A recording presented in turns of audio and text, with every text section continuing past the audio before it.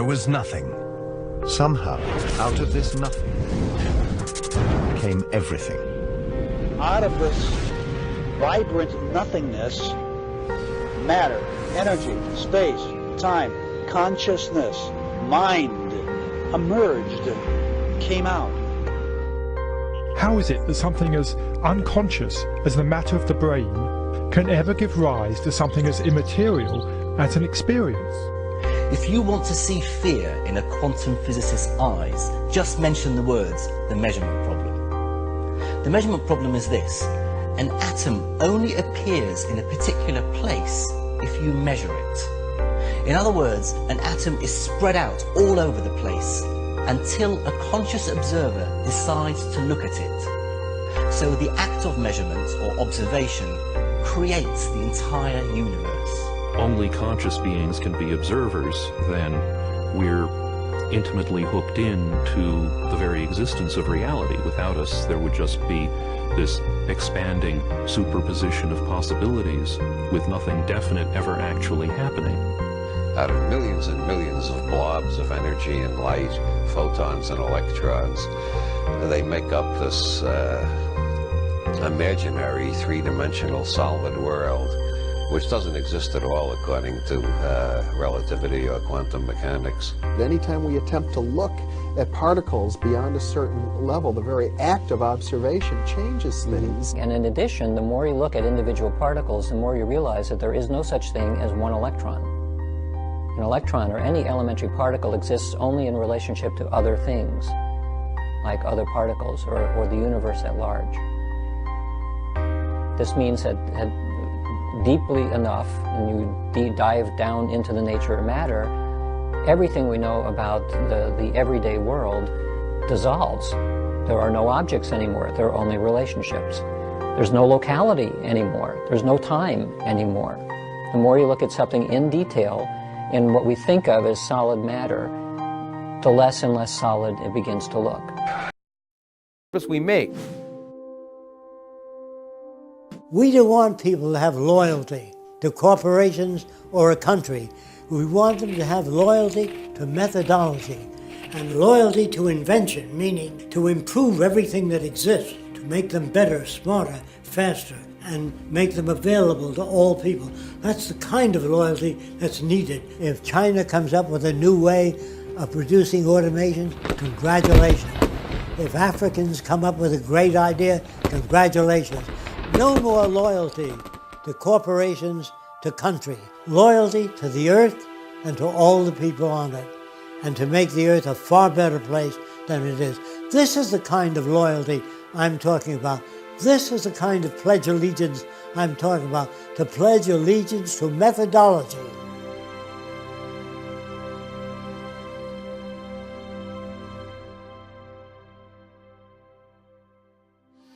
If we manage to arrive at a saner future, the tasks will be about solving problems common to all people. We have to anticipate that the earth is our salvation. If we don't take care of it, no matter how many churches you build, we will starve to death and kill each other. The real challenges are producing abundance, reclaiming damaged environments, sharing and creating innovative technologies, and improving communications between people. I know we can build a far better world without war, without most crimes, without the need for prisons, and without the need for money. We can surpass that. We have the technical ability to make things available to everyone. All the wonders of technology have no meaning at all unless it enhances the lives of everyone. The vision of applied science can serve the common good, and though this goal has eluded human civilization for centuries, the possibility of a better life for all will depend ultimately on the choices we make today.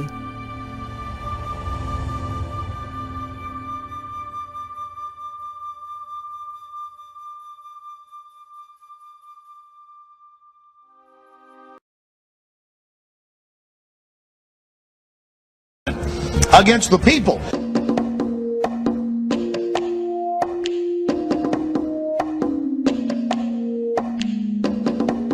66% of the United States residents' public water is fluoridated. It is known to have tremendous effects on bone cancer, joint problems, bone weakness, lowered estrogen and testosterone levels, and dental fluorosis, which is yellowing of the teeth and pitting in the enamel.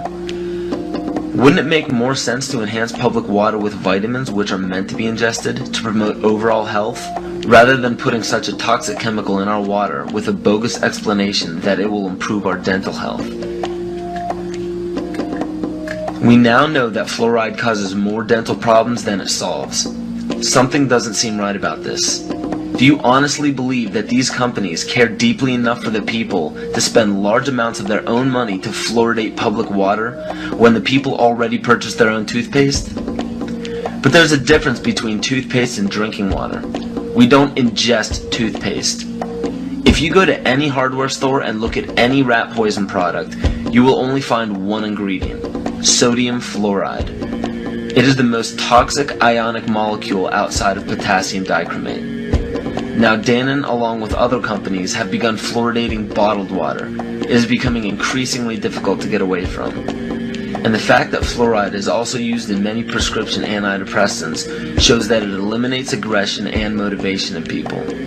Fluoride, to my knowledge as a physician, has absolutely no biological benefit whatsoever.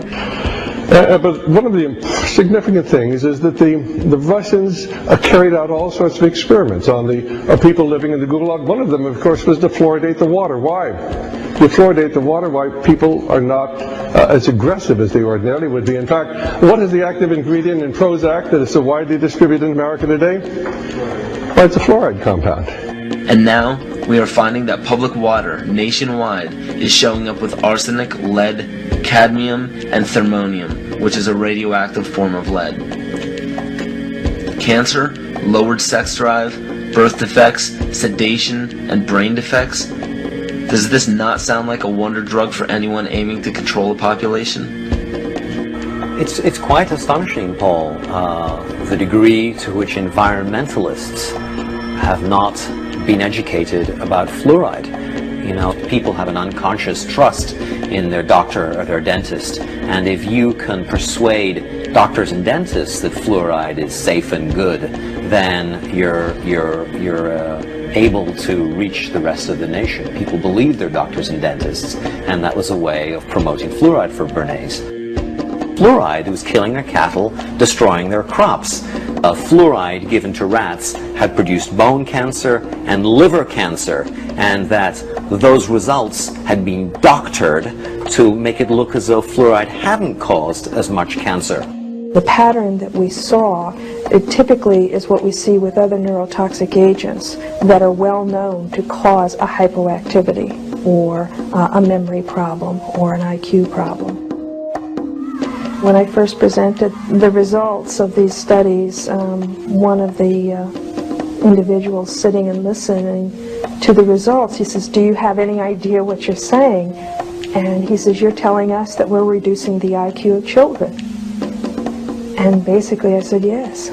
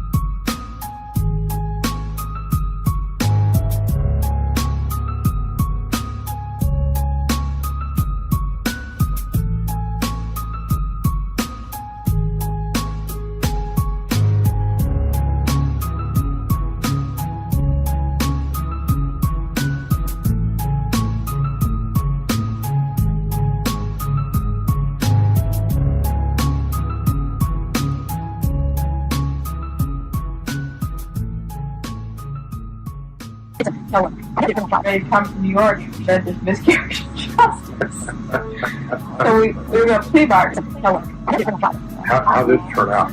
Oh, he plea bargained. We got him off. It was time served in the county jail. He'd been in the county jail about 2 months.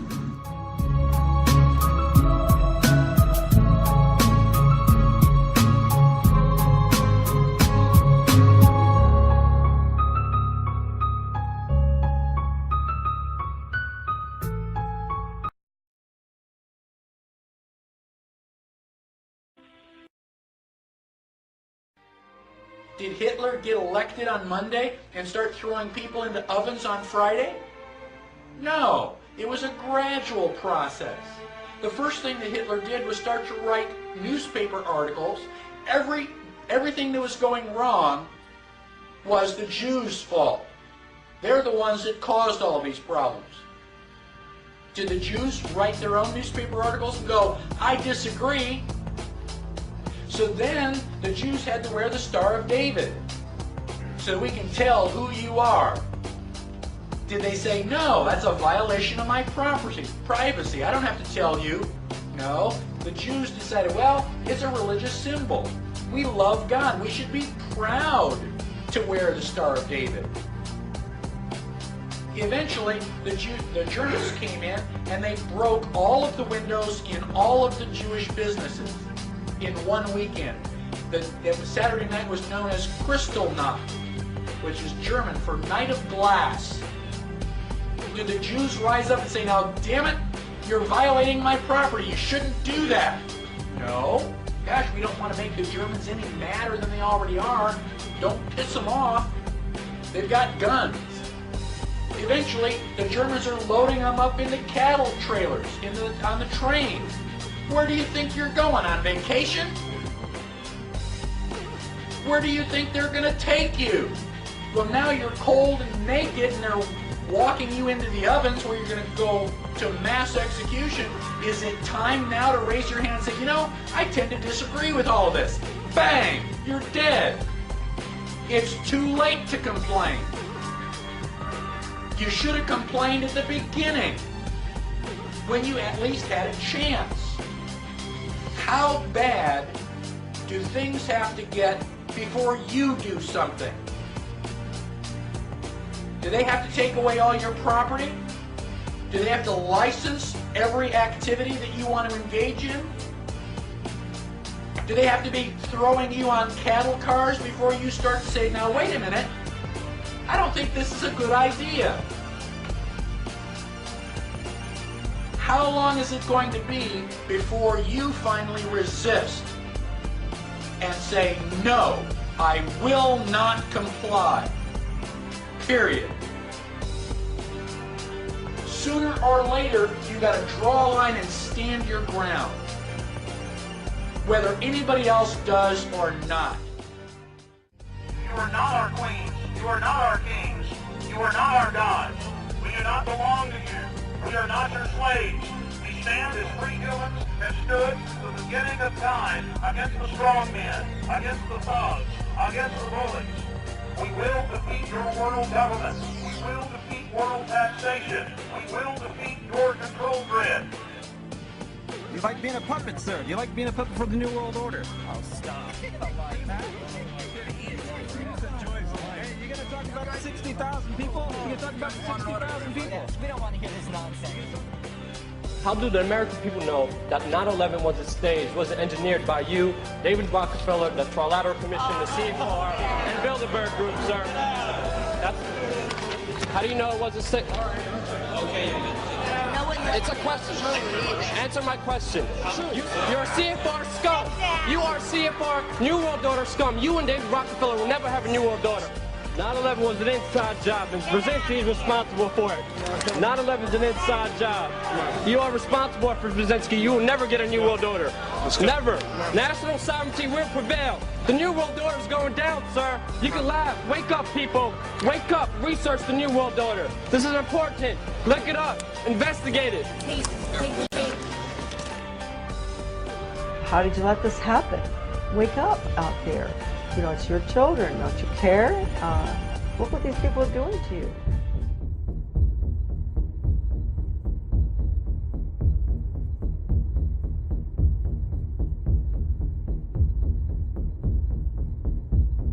All I know is that first, you've got to get mad. New World Order wants a global system where one small central authority of individuals can then dictate a policy that's going to be distributed down to the rest of the world, everywhere, in the smallest little town in the middle of nowhere in some remote country. They believe that somebody must rule. After all, people are too darn dumb to know how to rule themselves. I'm not comfortable with that at all. Who elected these guys to run the planet? They figured that that's their role. Who do we owe the money to exactly? Do we ever think about that? Who do we owe the money to?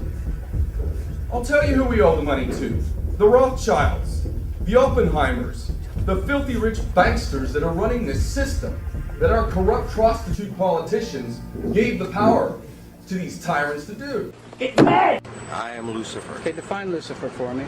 Pure, virtuous, wholesome, innocent individual that's out to help people. Lucifer is? Yeah. Say that again. Lucifer is a pure, holy... Virtuous. Virtuous. Now, is he the Lucifer that God created? That's the same one. The problem's created secretly. You then use the media, which isn't difficult, to wind up public opinion in relation to your manufactured problem, then openly in the public arena, in the parliaments of the world, in the newspapers and on the television, offer the solutions to the problems they have created. This is a fact. The banksters who are behind all of this stuff finance each side of the war. They do this every time. We're being manipulated. That kind of thing where we're just, harassing people unnecessarily. Just Dr. Eric Bianca, while receiving an award from the Texas Academy of Science, said the worldwide AIDS pandemic was, quote, no good, it's too slow, and went on to laud the virtues of Ebola because it would kill 90% of the world population quickly. In the end, everybody will be locked into a monitored control grid where every single action you perform is documented. And if you get out of line, they can just turn off your chip. For at that point in time, every single aspect of society will evolve around interactions with the chips. This is the picture that is painted for the future if you open your eyes to see it. A centralized one-world economy where everyone's moves and everyone's transactions are tracked and monitored, all rights removed. What they don't understand is that it's come out in court that all the major telecommunications companies have been secretly storing every piece of data received from our phones and our computers and handing them over to the National Security Agency. 90% of the top cable channels are owned by the same giants that own the TV networks and the cable systems. More channels are great, but when they're all owned by the same people, cable doesn't advance localism, editorial diversity, and competition. And those who believe the internet alone will save us from this fate should realize that the dominating internet news sources are controlled by the same media giants who control radio, TV, newspapers, and cable. I'm as mad as hell, and I'm not going to take this anymore!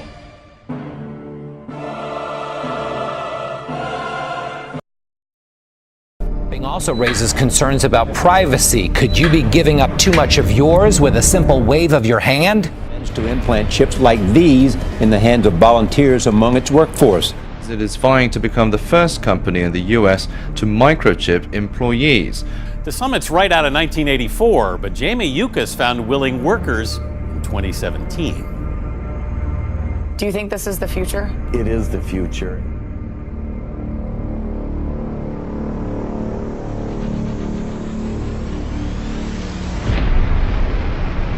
You don't get one side without the other. When there's a new tool, it can be used for good or evil.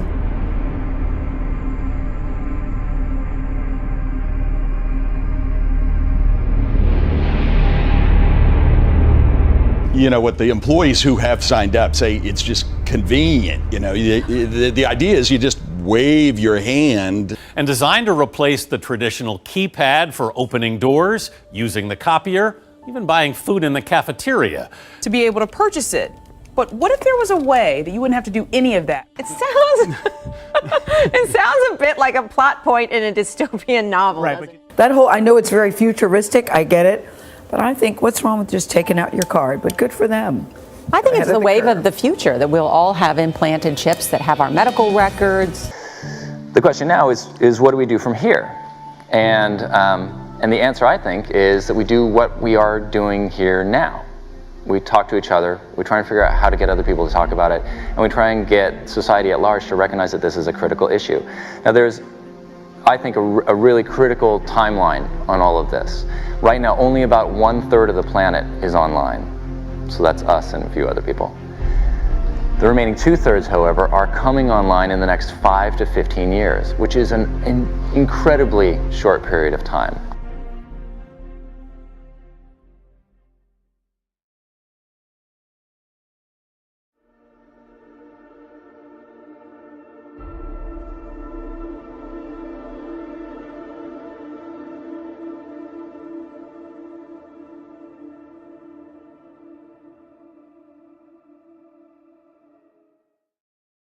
Understood. Repetition of the message embeds it in the subconscious so that acceptance of its truth and accuracy becomes a conditioned response. Thus, this information will be accepted as true without thinking about it whenever it is presented again. Get ready to read all these words on this page without making a mistake. Look at the letter at the end and remember the sound it makes. Get ready. Kite. Yes, kite. Get ready to read this word the fast way. Get ready. Kid. Yes, kid. Sound it out. Get ready. Kid. Sound it out. Get ready. Kid. What word? Kid. Yes, kid. Boys and girls, sound this word out. Get ready. Steel. What word? Steel. Yes, steel. Read these words the fast way. Get ready. Playing. Yes, playing. Get ready. Must. Yes, must. Let's read these words the fast way without making a mistake. Get ready. Kite. Yes, kite. Get ready. Kit. Yes, kit. Get ready. Steel. Yes, steel. Get ready. Playing. Yes, playing. Get ready. Must. Yes, must. Boys and girls, get ready. Kite. Yes, kite. Get ready. Kit. Yes, kit. Get ready. Steel. Yes, steel. Get ready. Playing. Yes, playing. Get ready. Must. Yes, must. Boys and girls, pick your reader up. Americans are asking, why do they hate us? They hate what they see right here in this chamber, a democratically elected government. Their leaders are self-appointed. They hate our freedoms, our freedom of religion, our freedom of speech, our freedom to vote and assemble and disagree with each other.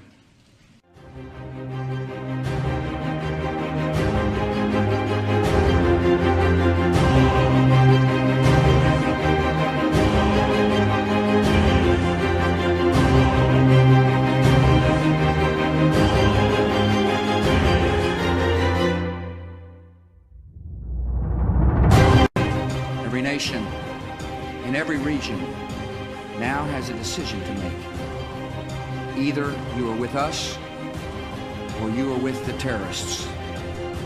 Either you're with us, either you love freedom and with nations which embrace freedom, or you're with the enemy.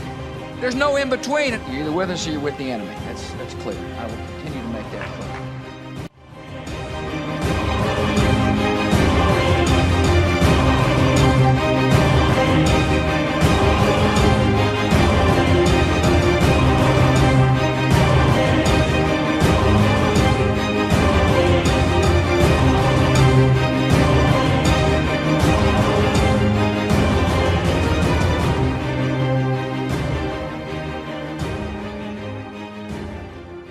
We have an obligation to every last victim of this illegal aggression because all of this carnage has been done in our name.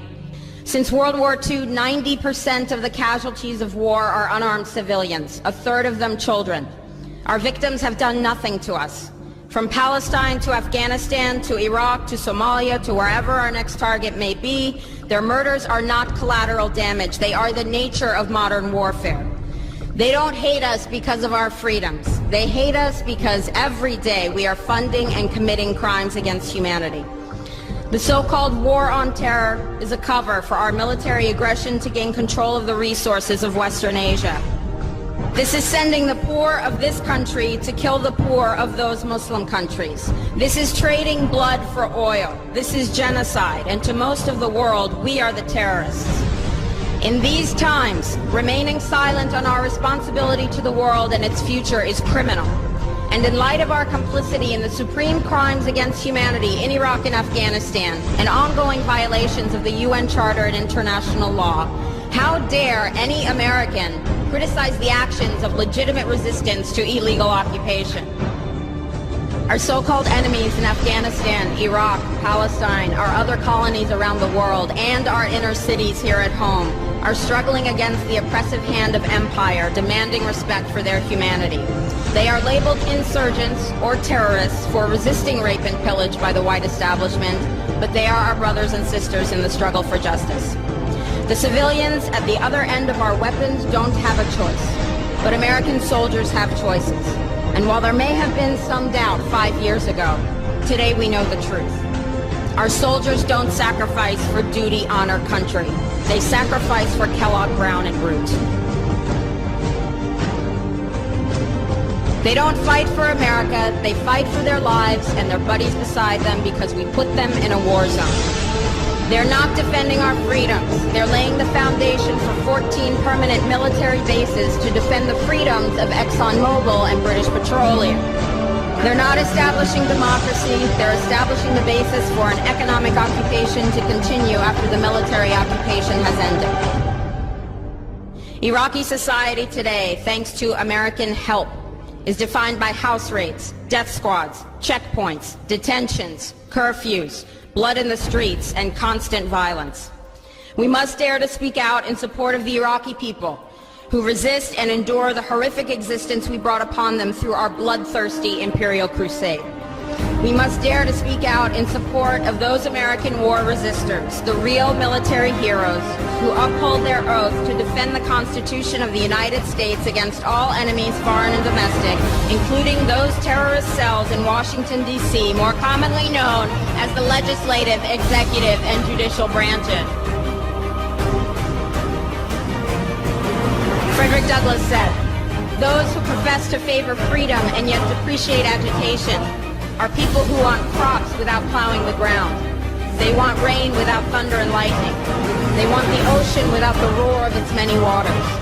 The struggle may be a moral one, or it may be a physical one, or it may be both, but it must be a struggle. Power concedes nothing without a demand. It never has, and it never will. Every one of us must keep demanding, keep fighting, keep thundering, keep plowing, keep speaking, keep struggling until justice is served. No justice, no peace. No justice.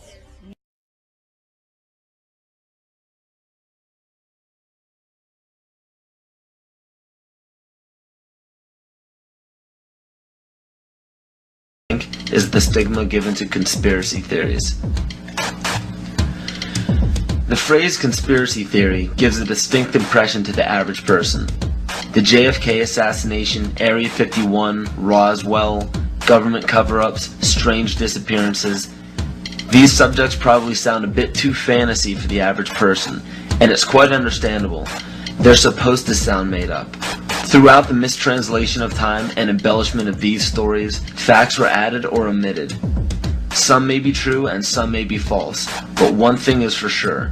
If a global secret needed to remain hidden yet began emerging among the public, the best cover-up is to embellish or alter the story until it sounds ludicrous.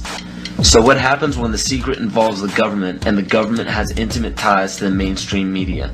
And the mainstream media, as said before, has been proven to sway at least 80% of the public's opinion. The logic is undeniable. Media in every form is put in place to make people feel stupid for even keeping an open mind towards conspiracy theories. Movies, books, fairy tales, and folklore are all tools to make the average person feel insane for supporting or believing in a conspiracy. And why shouldn't they? Our leaders have no problems telling us not to investigate or believe in these theories. Let us never tolerate outrageous conspiracy theories concerning the attacks of September the 11th. Malicious lies that attempt to shift the blame away from the terrorists themselves. The most basic of pagan practices is the control of human population to have a perfect balance between man and nature. The goal is to bring the population down to 500 million, which is over a 90% reduction in humanity. Now that we have abandoned everything we've been trained to think prior to this moment, we can start looking at the world for what it is, instead of what people tell us it is. Open your eyes today as if you've never seen the world before, and you will begin to notice that the goal of population reduction is everywhere around us.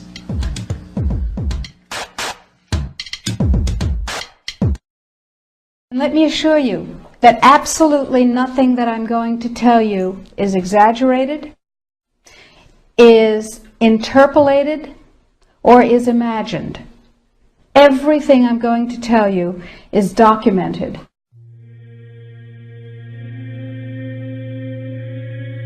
He who controls food controls the world. Well, they said in 1962, we're going to work toward total global implementation of Codex Alimentarius on December 31st, 2009. They were sort of guidelines. Now, Codex Alimentarius Commission is administered by the World Health Organization, WHO, and the FAO, the Food and Agriculture Organization. They fund Codex and they run it at the request of the UN. So they're mommy and daddy to Codex Alimentarius. In 1994, Codex, with no notice here in this country whatsoever, declared nutrients, put on your intellectual seatbelts, declared nutrients to be toxins. They're poisons. Under Codex, every dairy cow on the planet must be treated with Monsanto's recombinant bovine growth hormone. Furthermore, under Codex, every animal used for food on the planet must be treated with subclinical antibiotics and must be treated with exogenous growth hormones. If you do the numbers in the WHO FAO projections, the epidemiological projections, they estimate, not I, that just the vitamin and mineral guideline alone, when it goes into global implementation on December 31st, 2009, will result in a minimum of 3 billion, that's B, bad, big, billion deaths. 1 billion through simple starvation. Those folks who die are not particularly economically successful from the point of view of the corporations, but the next 2 billion, they will die from the preventable diseases of undernutrition. Who will live? Probably those people who are wealthy enough and powerful enough to have their own pushers of clean food and nutrients. So we need your help, because the United States leadership is what's going to literally save the population of the planet. The UN has put out dozens of public documents where they're calling for an 80% world population reduction. In fact, at the Beijing Women's Conference, the World Conference, back in 1997, the head of the UN Food Program said, "We will use food as a weapon against the people."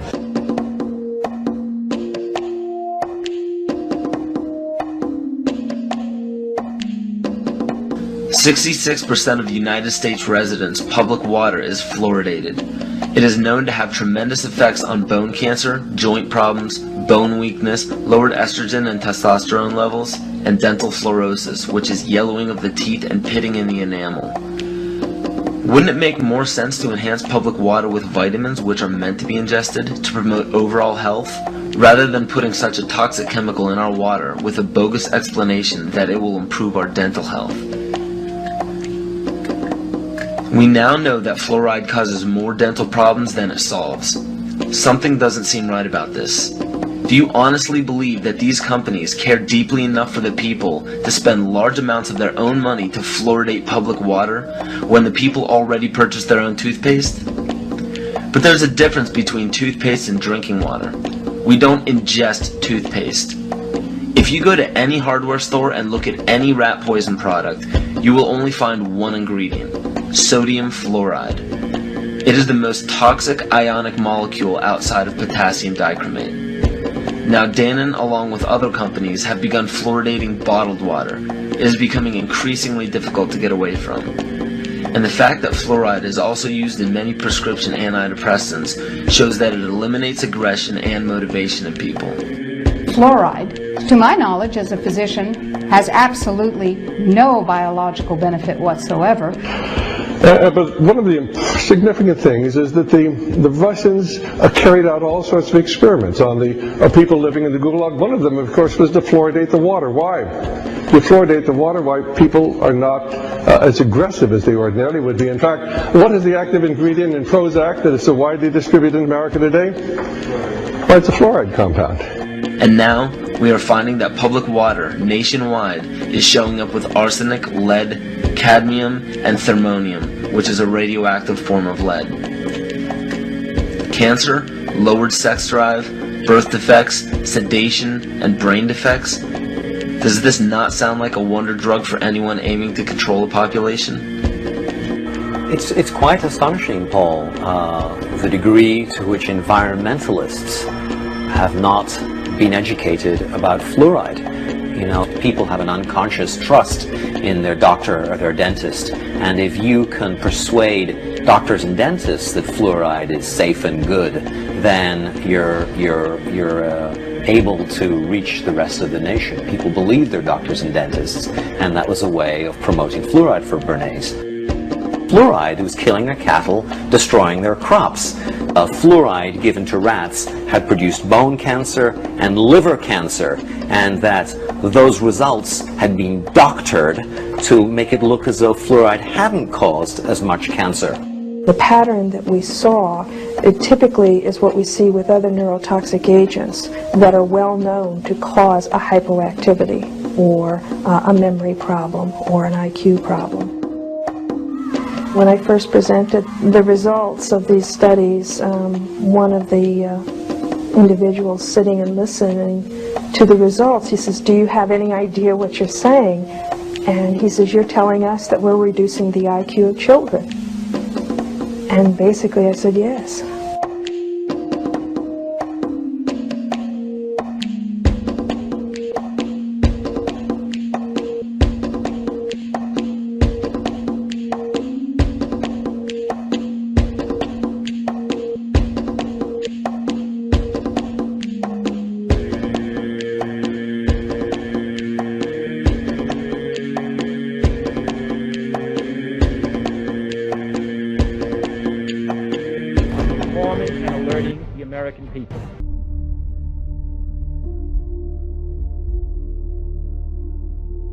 And I look at the whole religious scene today, and all I see are the inventions and ministries of man and flesh. It's mostly powerless. It has no impact on the world. And I see more of the world coming into the church and impacting the church rather than the church impacting the world. I see the music taking over the house of God. I see entertainment taking over the house of God. An obsession with entertainment in God's house, a hatred of correction and a hatred of reproof. Nobody wants to hear it anymore. Whatever happened to anguish in the house of God? Whatever happened to anguish in the ministry? It's a word you don't hear in this pampered age. You don't hear it. Anguish means extreme pain and distress. The emotion so stirred that it becomes painful. Acute, deeply felt inner pain because of conditions about you, in you or around you. Anguish, deep pain, deep sorrow, agony of God's heart. We've held on to our religious rhetoric and our revival talk, but we've become so passive. All true passion is born out of anguish. All true passion for Christ comes out of a baptism of anguish. You search the scripture and you'll find that when God determined to recover a ruined situation, he would share his own anguish for what God saw happening to his church and to his people. And he would find a praying man, and he would take that man and literally baptize him in anguish. You find it in the book of Nehemiah. Jerusalem is in ruins. How is God going to deal with this? How is God going to restore the ruin? Now, folks, look at me. Nehemiah was not a preacher. He was a career man. But this was a praying man. And God found a man who would not just have a flash of emotion, not just some great sudden burst of concern and then let it die. He said, no, I broke down and I wept and I mourned and I fasted. And then I began to pray night and day. Why didn't these other men, why didn't they have an answer? Why didn't God use them in restoration? Why didn't they have a word? Because there was no sign of anguish, no weeping, not a word of prayer. It's all ruin. Does it matter to you today? Does it matter to you at all that God's spiritual Jerusalem, the church, is now married to the world? That there's such a coldness sweeping the land? Closer than that, does it matter about the Jerusalem that's in our own hearts? The sign of ruin that's slowly draining spiritual power and passion, blind to lukewarmness, blind to the mixture that's creeping in. That's all the devil wants to do, is get the fight out of you and kill it.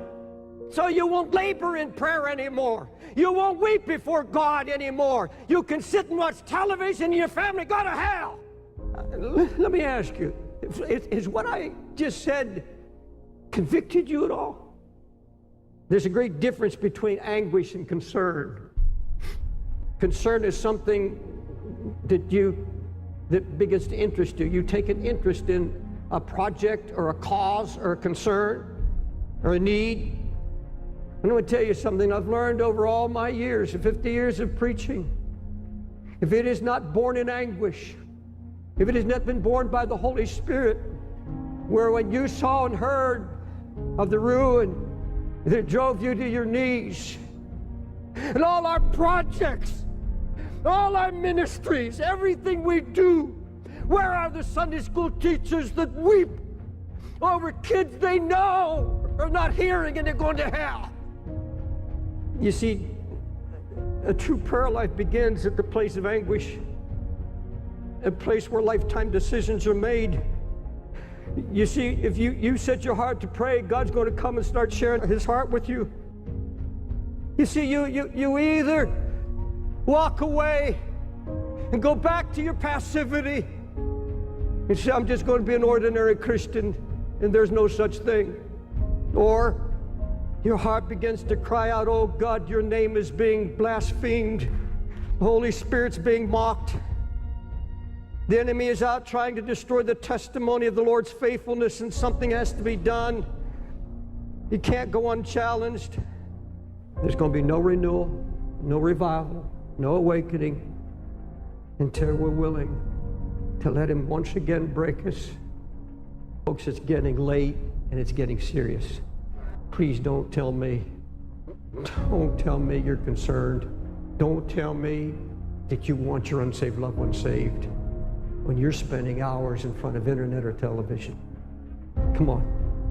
Lord, there's some need to get this altar and confess, I am not what I was. I am not where I'm supposed to be. God, I don't have your heart or your burden. I wanted it easy. Just want to be happy. But Lord, true joy comes. True joy comes out of anguish. There's nothing of the flesh will give you joy. I don't care how much money, I don't care what kind of new house. There is absolutely nothing physical could give you joy. It's only what is accomplished by the Holy Spirit when you obey him and take on his heart. Build the walls around your family. Build the walls around your own heart. Make you strong and impregnable against the enemy.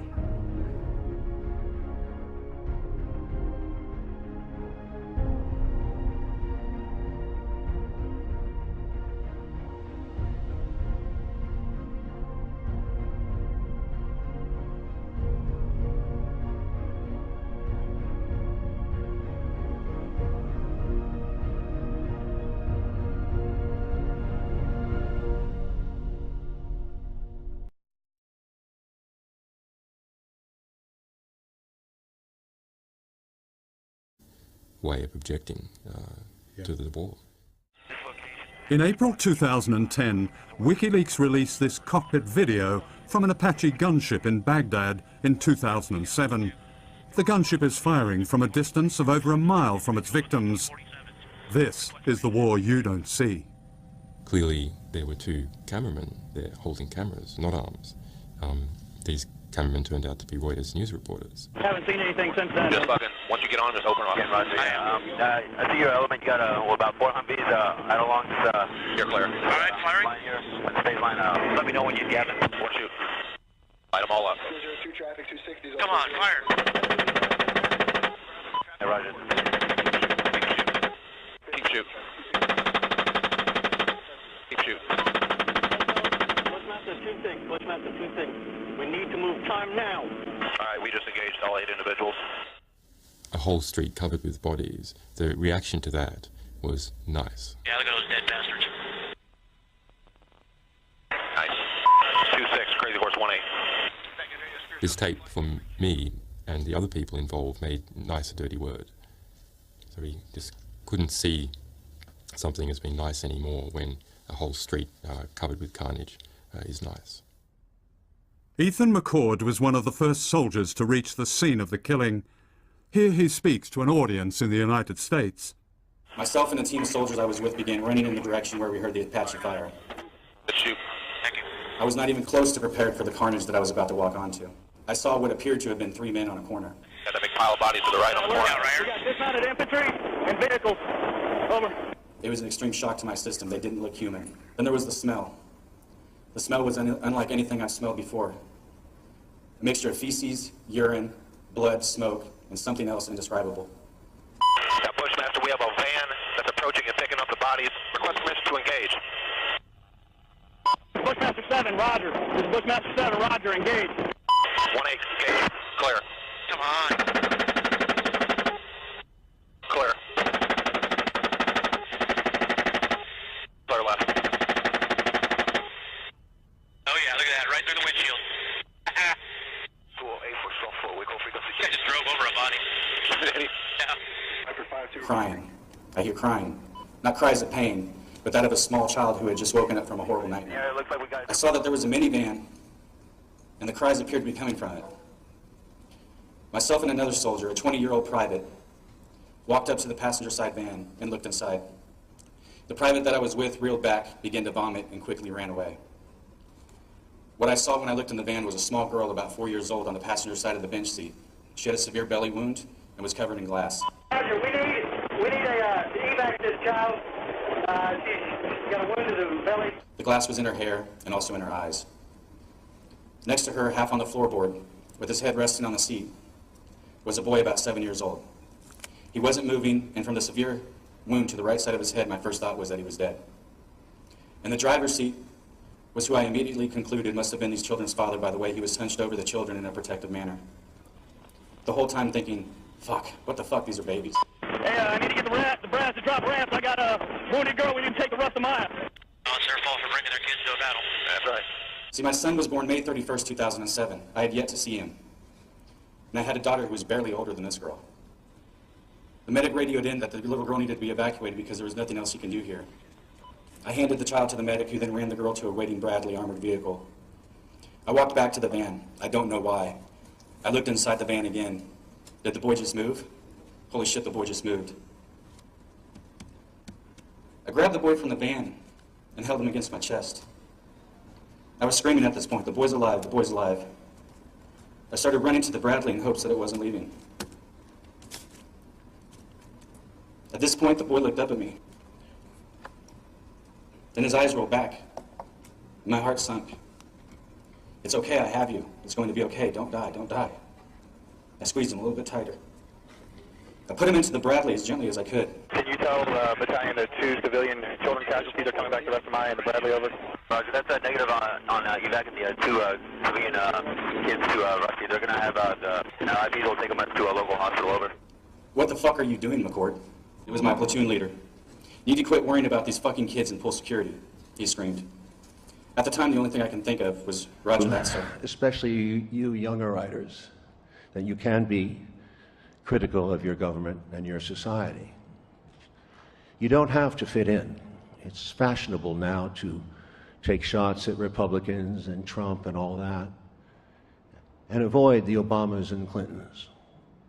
But remember this, in the 13 wars we've started over the last 30 years, and the $14 trillion we've spent, and the hundreds of thousands of lives that have perished from this earth, remember that it wasn't one leader, but a system, both Republican and Democrat. And call it what you will, the military, industrial, security, money, media, complex. It's a system that has been perpetuated,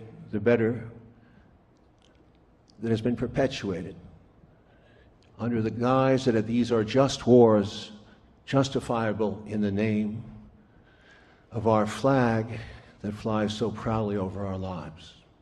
Our country has become more prosperous for many, but in the name of that wealth, we cannot justify our system as a center for the world's values when we continue to create such war and chaos in the world. Thank you.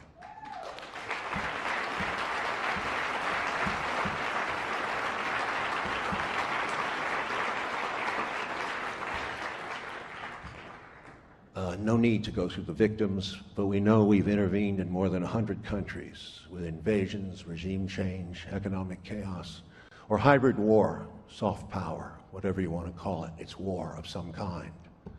In the end, it has become a system leading to the death of this planet and the extinction of us all.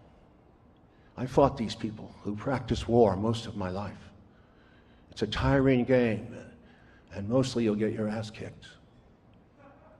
And with all the criticism and the insults that you'll receive, and the flattery too, it's important to remember, if you believe in what you're saying and you can stay the course, you can make a difference.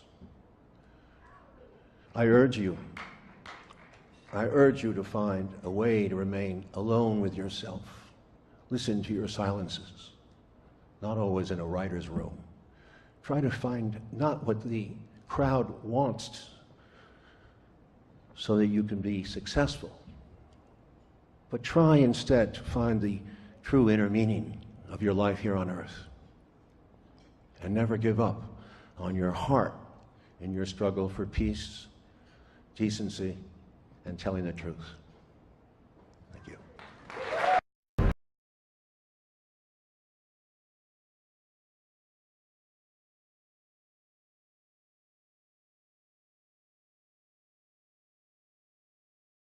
Process, I mean polluted.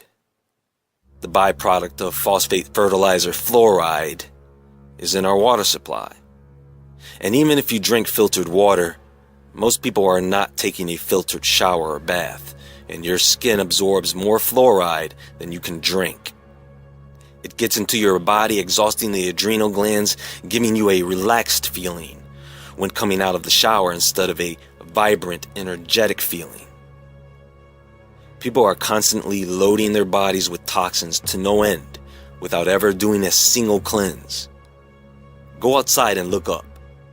What do you think all those chemicals being sprayed in the sky do, amongst other things? Look, all these things will calcify the pineal gland, and trust me, you do not want your pineal gland to become a bony, useless nub in the middle of your brain. And this has happened to people.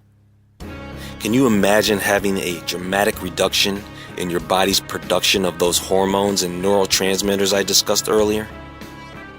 This leads to a whole host of diseases, and it's pretty much lights out for that person if that problem isn't fixed. And there is a solution. There are things you can do to decalcify the pineal gland and open up your third eye. First, never ever, ever drink tap water. Ever. It is loaded with so much fluoride, toxic chemicals, and heavy metals, it can actually cause an upset stomach. Reverse osmosis water is great, but you will still need to get a reverse osmosis filter for your shower.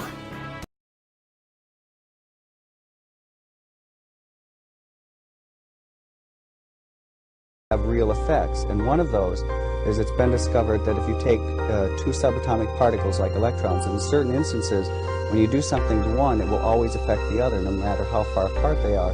Well, how can this be? But what this tells us is that once matter is physically joined, even when it becomes separate, the energy is still there that's connecting it. And this is why it's important to me, because if we go back far enough in time, all the particles of matter of this entire universe that are expanding were all meshed together in a single particle about the size of a green pea.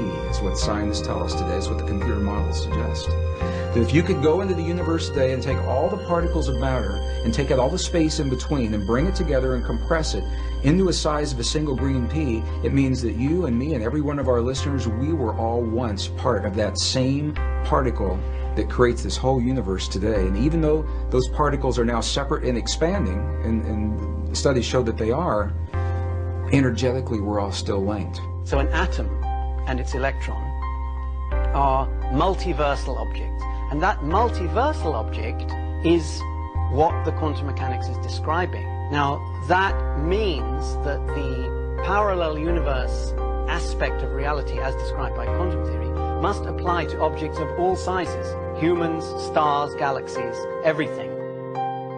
And that's why we call it the parallel universe theory rather than just parallel electrons theory.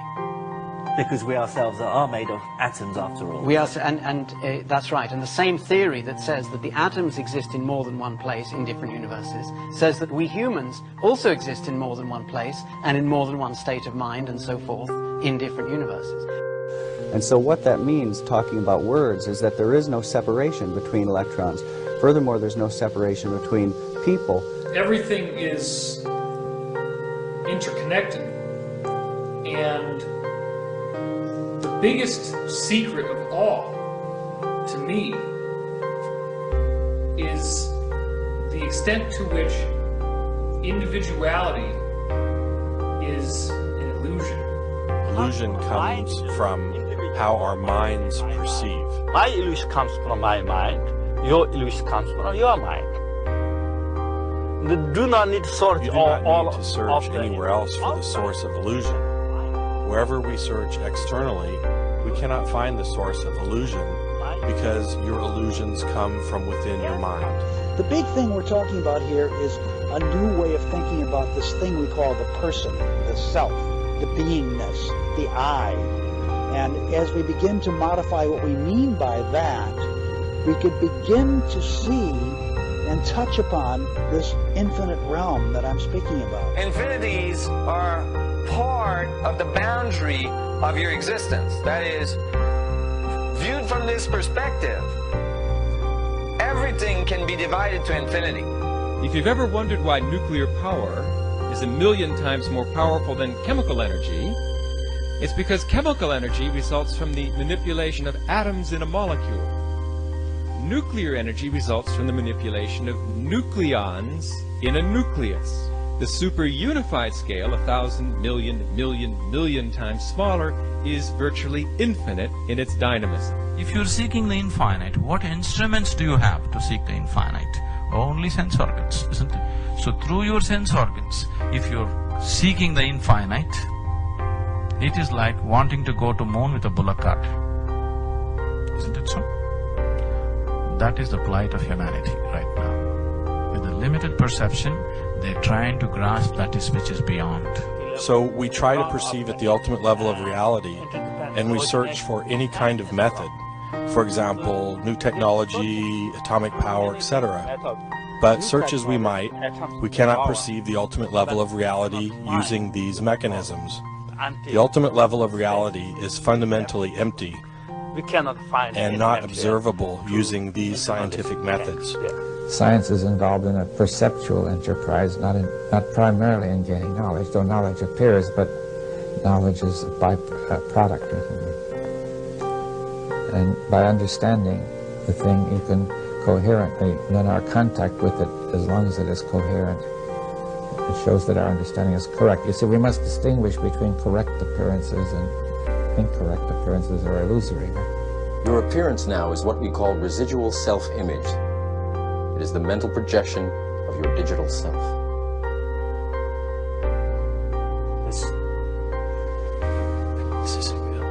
what is real? How do you define real? If you're talking about what you can feel, what you can smell, what you can taste and see, then real is simply electrical signals interpreted by your brain. Our brains take information in and sometimes give it a form. It's not that the picture is out there, it's that we're getting data that we're turning into a picture according to our own belief systems and our own unconscious belief systems as well.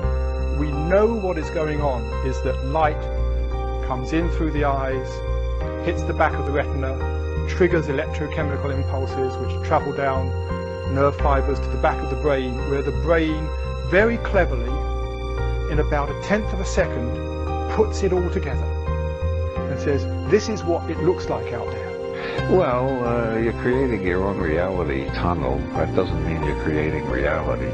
Out of reality, whatever that is, out of the infinite flux of energy, you're creating your own reality tunnel, and most people aren't aware of it. Most people aren't aware of it. All matter is merely energy condensed to a slow vibration. That we are all one consciousness experiencing itself subjectively. There is no such thing as death.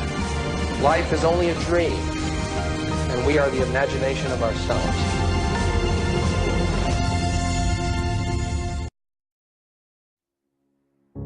So the relationship between the organism and the environment is transactional.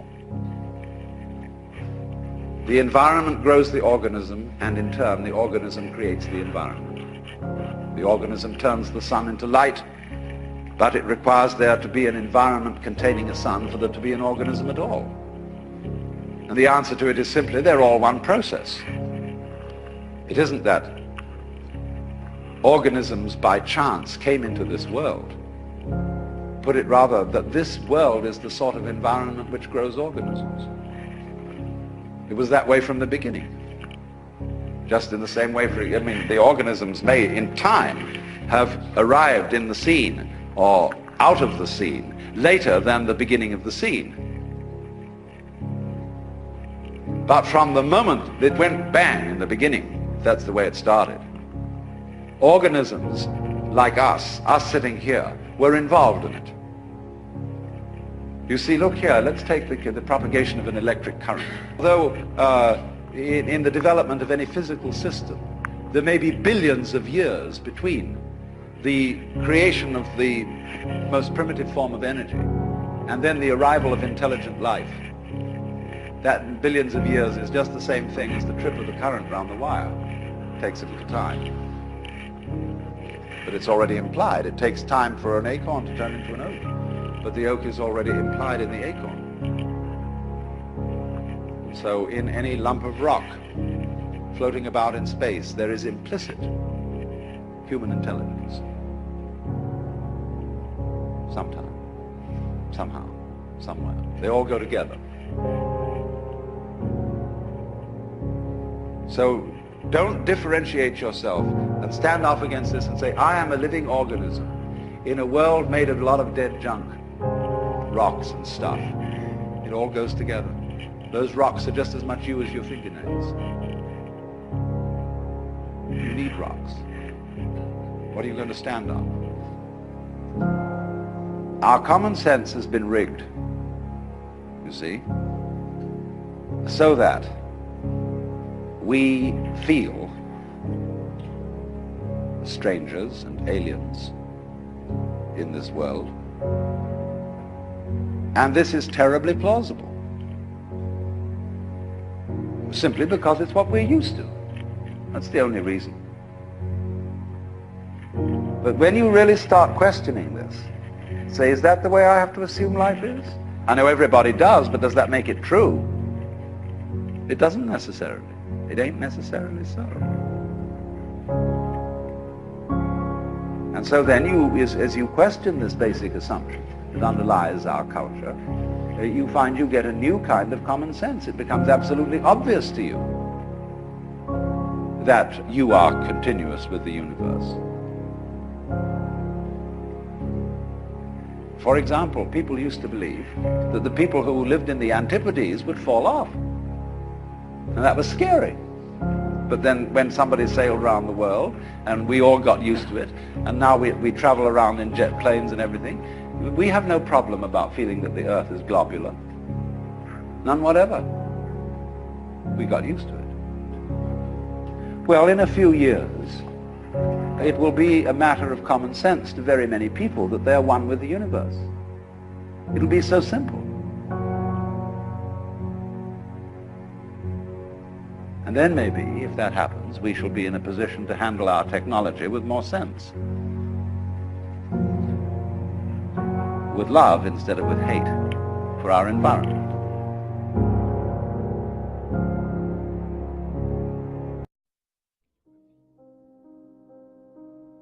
In this universe, there is one great energy,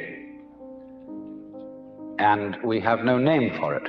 People have tried various names for it, like God, like Brahman, like Tao.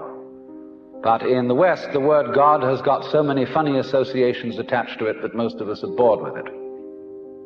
When people say God the Father Almighty, most people feel funny inside. But according to Buddhist philosophy, all this universe is one tathata. That means 10,000 functions or 10,000 things, one suchness. And we're all one suchness. And that means that suchness comes and goes like everything else, because this whole world is an on and off system. As the Chinese say, it's the yang and the yin. And therefore it consists of now you see it, now you don't, here you are, here you aren't, here you aren't. Because that's the very nature of energy, to be like waves, and waves have crests and troughs. Only we, being under a certain kind of sleepiness or illusion, imagine that the trough is going to overcome the wave or the crest. The yin, the dark principle, is going to overcome the yang or the light principle, and that off is finally going to triumph over on. And we, shall I say, bug ourselves by indulging in that illusion. Gee, supposing darkness did win out, wouldn't that be terrible? And so we're constantly trembling and thinking that it may, because after all, isn't it odd that anything exists? It's most peculiar. It requires effort, it requires energy, and it would be so much easier for there to have been nothing at all. Therefore we think, well, since the is side of things is so much effort, you always give up after a while and you sink back into death. But death is just the other face of energy, and it's the rest, the not being anything around, that produces something around, just in the same way that you can't have solid without space, or space without solid. When you wake up to this and realize that the more it changes, the more it's the same thing, as the French say, that you are really a playing of this one energy, and there is nothing else but that it is you, but that for you to be always you would be an insufferable bore. And therefore it is arranged that you stop being you after a while and then come back as someone else altogether. And so when you find that out, you become full of energy and delight. And you suddenly see through the whole sham of things. You realize you're that. We won't put a name on it. You're that. And you can't be anything else. So you are relieved of fundamental terror. That doesn't mean that you're always going to be a great hero, that you won't jump when you hear it bang, that you won't worry occasionally, that you won't lose your temper.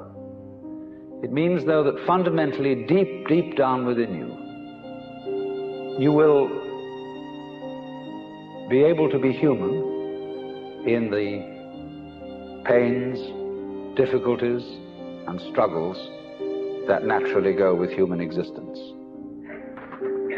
But to have no hang-up, that is to say, to be able to drift like a cloud and flow like water, seeing that all life is a magnificent illusion, a playing of energy, and there is absolutely nothing fundamentally to be afraid of. Fundamentally. You will be afraid on the surface. You will be afraid of putting your hand in the fire. You will be afraid of getting sick. But you will not be afraid of fear. Fear will pass over your mind like a black cloud will be reflected in the mirror.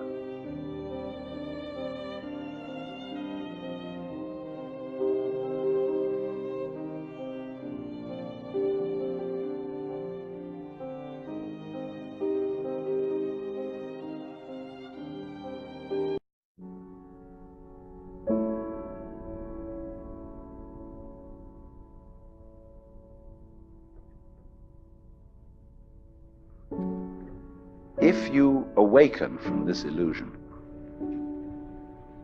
and you understand that black implies white, self implies other, life implies death, or shall I say, death implies life,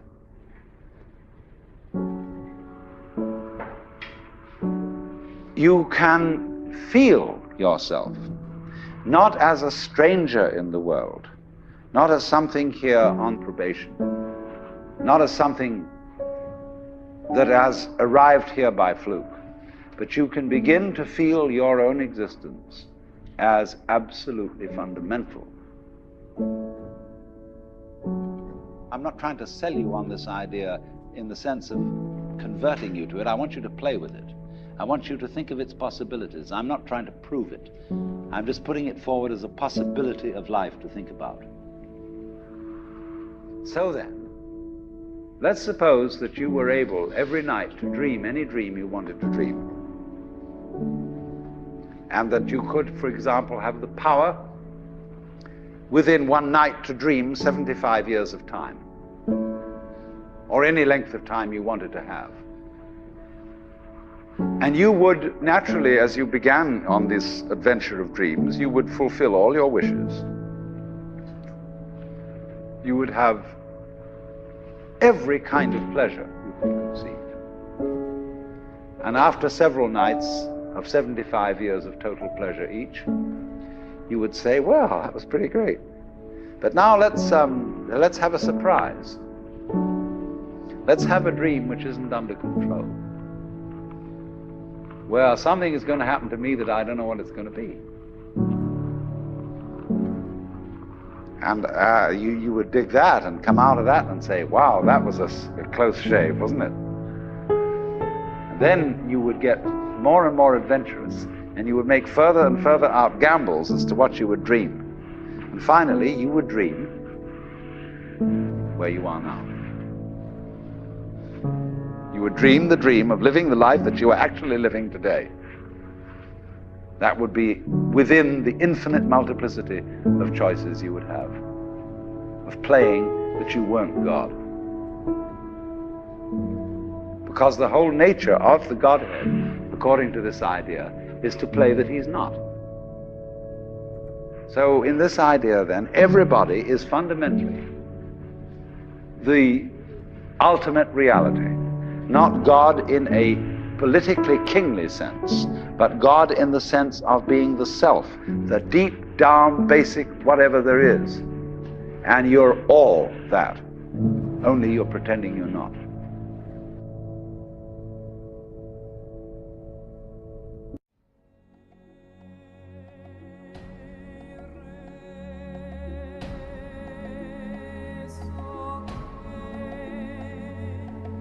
We're not exactly sure with this fuzzy line between consciousness and unconsciousness. I'm thinking that this whole thing might be someone's imagination. It might be your imagination. It might be... What is real? How do you define real? It is a deeper question altogether, which is, what do you desire? What makes you itch? What sort of a situation would you like? The What you call the external world is as much you as your own body. Your skin doesn't separate you from the world. It's a bridge through which the external world flows into you. And you flow into it. The universe is in us. What is your motive for action? What is it that drives you in your life today, not 10 years ago, or are you running the same pattern? He said, when you want to succeed as bad as you want to breathe, then you'll be successful.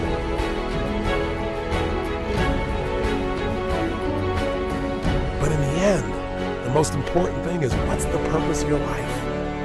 Why are you here?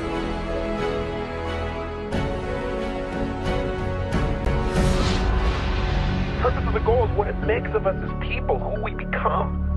Ultimately, though, we have to have a sense that who we even have become has some kind of meaning.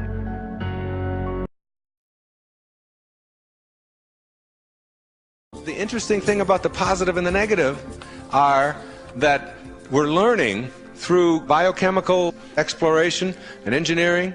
There are enzymes in the brain that release different endorphins into your brain as a result of the way that you think. A person who thinks a positive thought is not just saying, oh goody, I'm just thinking positive thoughts. They are affecting the chemistry of their body. And when you look at things like schizophrenia and some of the least understood of the mental illnesses, we say, yes, there's chemical imbalances there. And the scientists all get together and say, yeah, it's chemistry. What are you talking about all this thinking stuff? If we can alter the chemistry, we can alter the disease. Of course, it's true. I buy it 100%, but it's only 50% of the battle. What causes the chemistry to change in a human being? What causes an ulcer? Isn't that a chemical change brought about as a result of thinking? Isn't that what it is? Well, the same thing is true of a mental illness.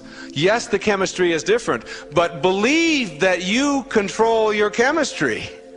It's your chemistry. You carry it around. It's yours. And every patient who I've ever worked with in the really severely disturbed realm still must understand that they're doing this to themselves. Yes, your chemistry is unbalanced, but don't believe that we're just going to put you on lithium, or we're just going to put you on this drug, and the drug is going to, for the rest of your life, do it. You've got to believe that you can, in fact, alter any chemistry within you through the way that you think. What do you think blood pressure going up when you're under pressure is about? It's a chemical change brought about through thought. What do you think hypnosis is? I mean, we use it in medical practice all the time. Dentists use it all the time. You put yourself into a different state. There's no chemistry. There's no drugs. You're not getting any anesthesia. You're putting your brain into what is called an alpha state. And in that state, that you change through thought, which is everything. Remember, it's what you are. Thought is what you are. Thought is also what your husband is and what your children are. It's just your perceptions of them. That's all you get. You can't get to the process of what that human being is. You can only get to one level removed from the process and accept them for what they are in the process that they are. And when you put yourself into this state in a dentist chair, they can drill all day. They can do root canals. And you can think of just anything that you want to. And my dentist told me, Sid Weber, who used to be my dentist when I was living up here, told me that when he was undergoing training to learn this hypnotism, someone told him that he would give a post-hypnotic suggestion that his wedding ring was very hot and that he wouldn't be able to stand the heat of it, so that when that suggestion was given, his mind would go into this other state and he would have to take it off because it would be very uncomfortable. And he went through this thing, and then he mentioned the word, the hypnotic suggestion, and his finger started getting very hot, and he couldn't get the ring off because it was swollen. And he finally, after a lot of struggling, he got it off, and there was like a 3rd-degree burn around his finger. And this is a guy right here in town who's a practicing dentist. And the stories of the kinds of things that you can do through thought are not some magic boogaboo kind of thing.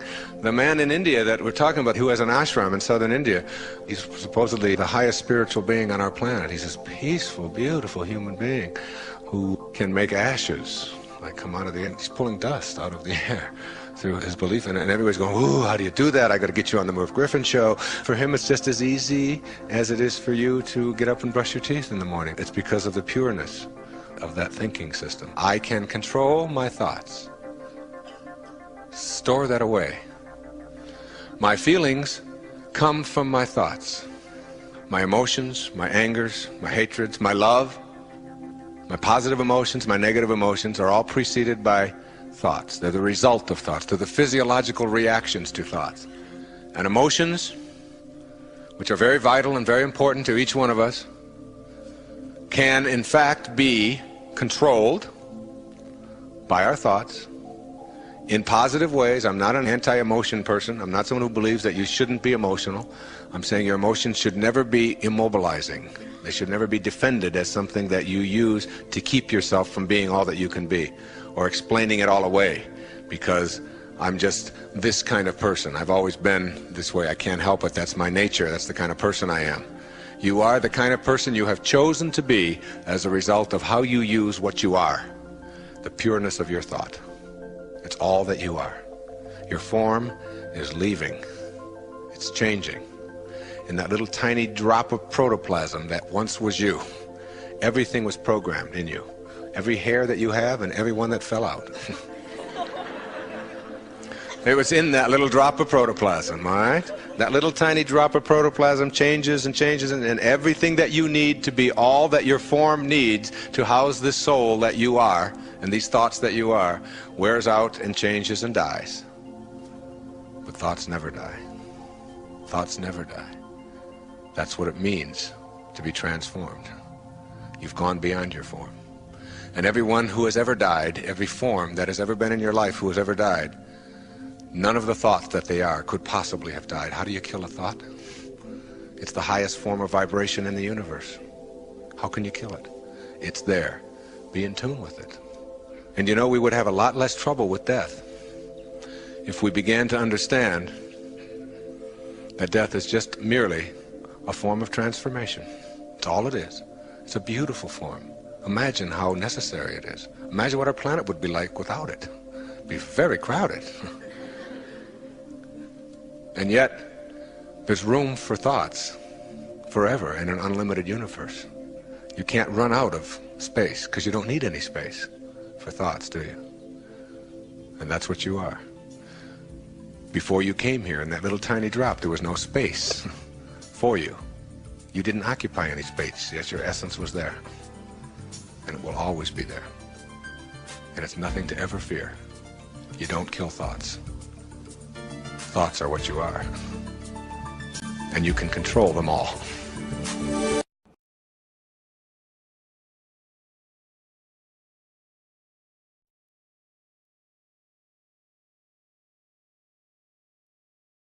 If you control the weather, you control everything. You can control every food supply in literally every political system. So what is geoengineering? Well, it's simply the manipulation of our weather by foreign agents.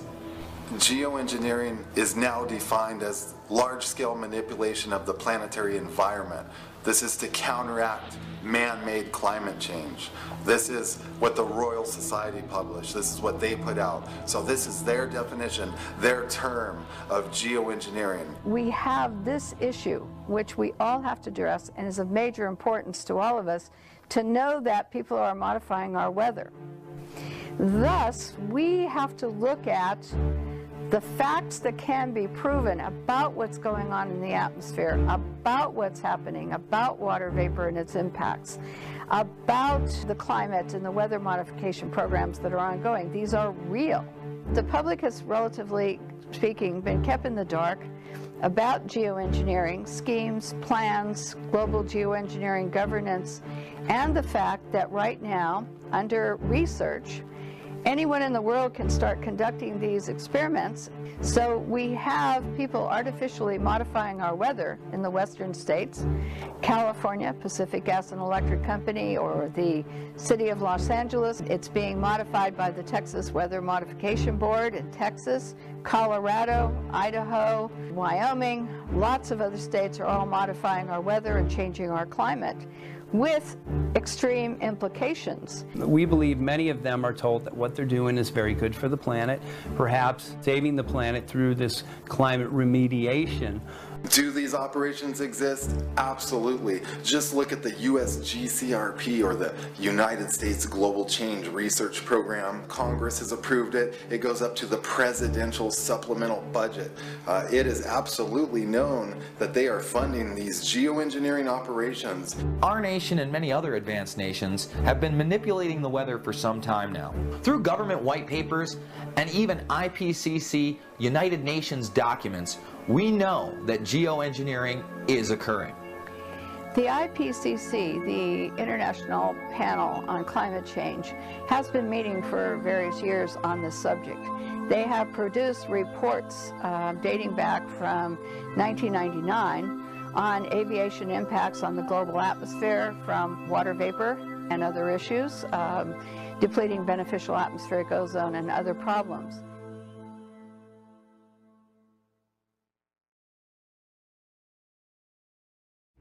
A group of geoengineers, a clique, essentially a small clique, has decided that the answer to our global warming problems are to release particles and chemicals into the atmosphere.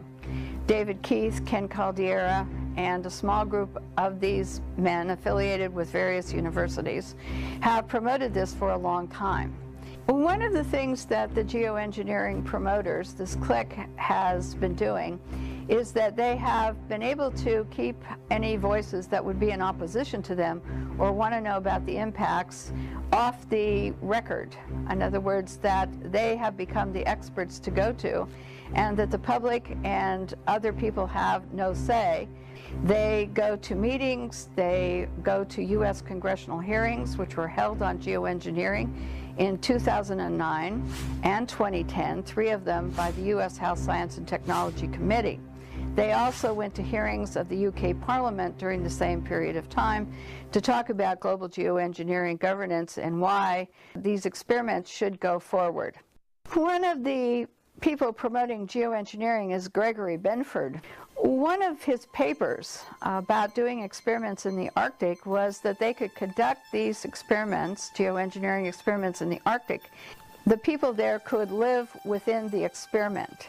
And if any harm came to them, it was okay to sacrifice them in that area in order to conduct this research, because the research was very important for them to do. The other thing he noted in an interview was that you could very easily take a little bit of aluminum and a little bit of barium, and you could produce these clouds and have impacts very easily in the atmosphere. You've got to, in a sense, engineer all these so you get the right kind of clouds for the effects we want. It is called geoengineering, fighting global warming by putting a chemical dust in the atmosphere and reflecting harmful radiation back into space. You could use barium oxide, for example, which makes big fluffy clouds. You could use tiny little bits of aluminum, which is benign in the environment, and essentially manage the climate. I was concerned about this attitude that it was okay to do this research, and that we, all of us around the world, should be willing to live in their research experiment. And this is unacceptable. Geoengineer David Keith made a statement a couple of years ago. He said geoengineering gives man godlike power. Now, I've never chased godlike power. Probably very few of the listeners, unless they're the elite who are checking this film out, have not chased godlike power, but it must be one hell of a rush. And I think what most of us can relate to is maybe a relative or a friend who became addicted to a drug. And in that drug addiction, they have put their health and their family members' health at risk in order to get the rush of that drug.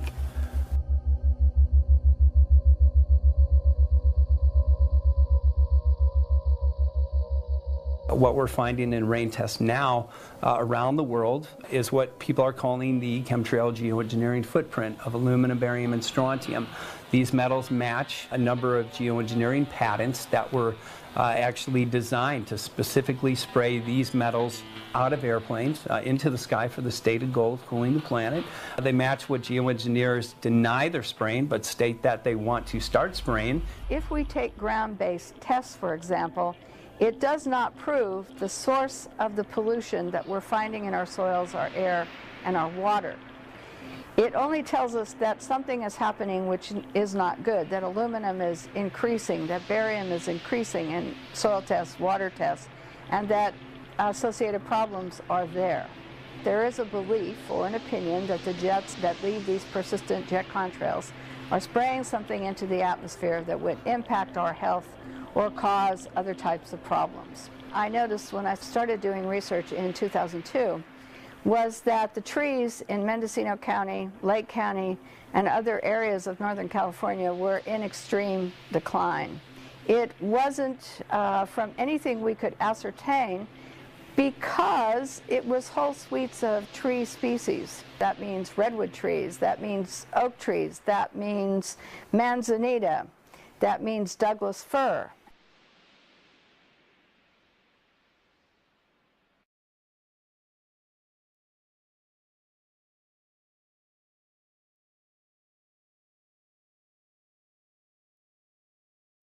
You can see how bad the health of the trees are here because, see, they don't have people in here because they're afraid these trees are going to fall on somebody. This isn't a construction area. What are they constructing? I don't see anything they're constructing.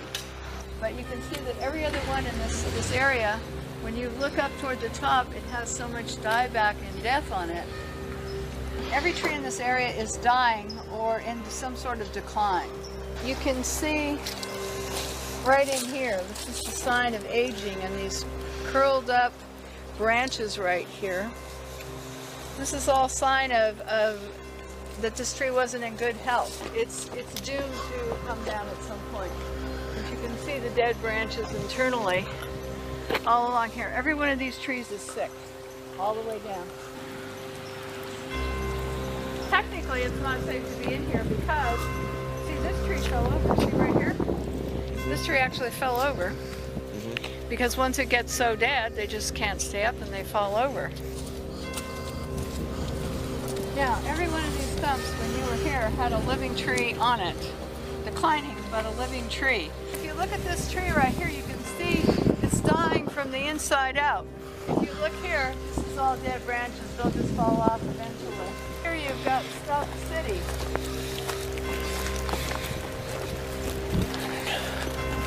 This was all, when you were here, you could hardly see the water from here because you had all the trees.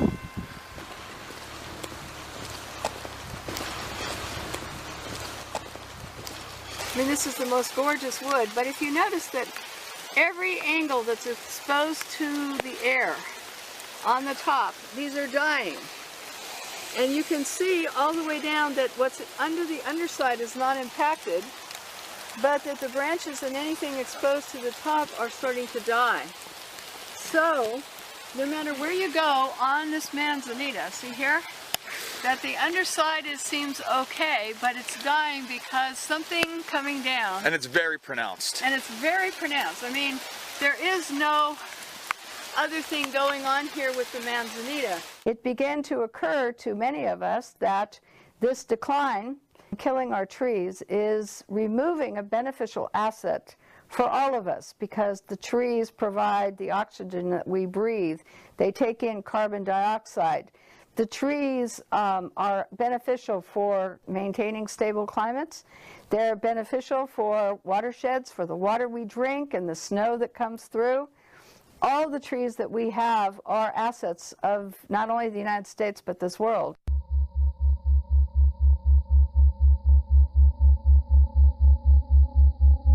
At this time, there is absolute admissions by NASA that persistent jet contrails and the man-made clouds they produce are having an impact on climate. So when NASA gets involved with the military in atmospheric releases of aluminum oxide, trimethyl aluminum, and other particulates, they know that this will have a reflective quality, that the particles will stay in the atmosphere for some period of time before they come back to Earth, and that this will reduce the amount of direct sunlight reaching the Earth. If we rely on the belief system that we believe this without factual proof, then we're in trouble because everyone is going to think that we're a nutcase, and that's what the astrobiologists at NASA say about people who believe in chemtrails. They say, well, we don't have any proof, we're nutcases. And therefore, our voices are marginalized and have been since the 1990s. Starting in 1996, the U.S. Air Force declared that chemtrails was a hoax. The EPA, all of our government agencies had declared that it was an internet hoax, a conspiracy theory. And thus, since I can't define the word chemtrails as there's no definition legally except hoax, I declined to use this term because it would marginalize my voice and the voices of those using it.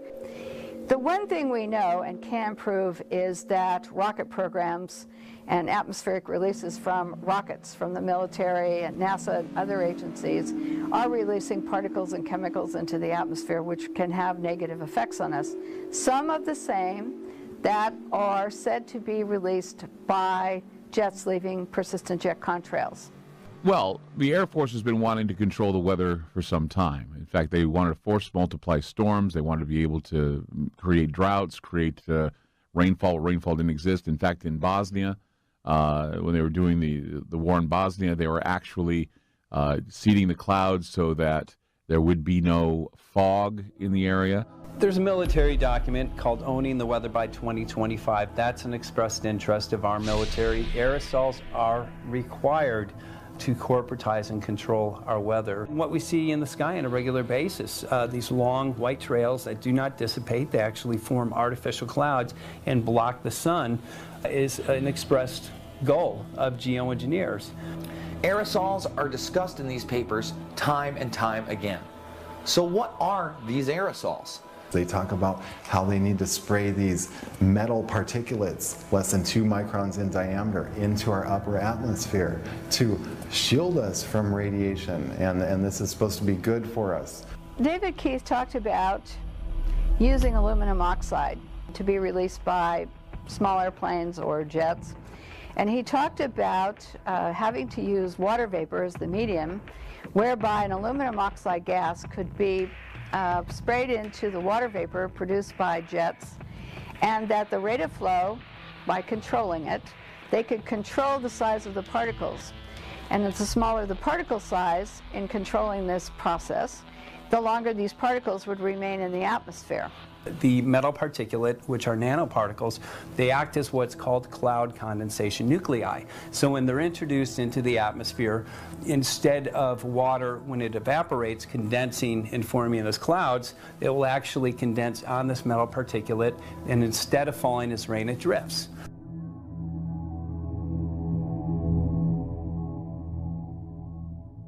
One of the most interesting interviews I've ever conducted was with an actual chemtrail whistleblower. Now this whistleblower wouldn't come forward and do another interview for this film that you're watching right now because they were threatened. I was not an employee, I was a civilian contractor for Evergreen Air Services there in Marana. And while I was there, I had several different job descriptions. The first of which was a civilian aircraft, and it was outfitted as a civilian aircraft, 727-200 series, in which repairs were effected to the 727 structural overhaul. Evergreen prefers to hire ex-military personnel. They do not like civilians working there en masse. The only time that they bring in civilians is when they're in a pinch for personnel that are capable, or if they are in a pinch for people with certain expertise above and beyond their standard personnel that are there.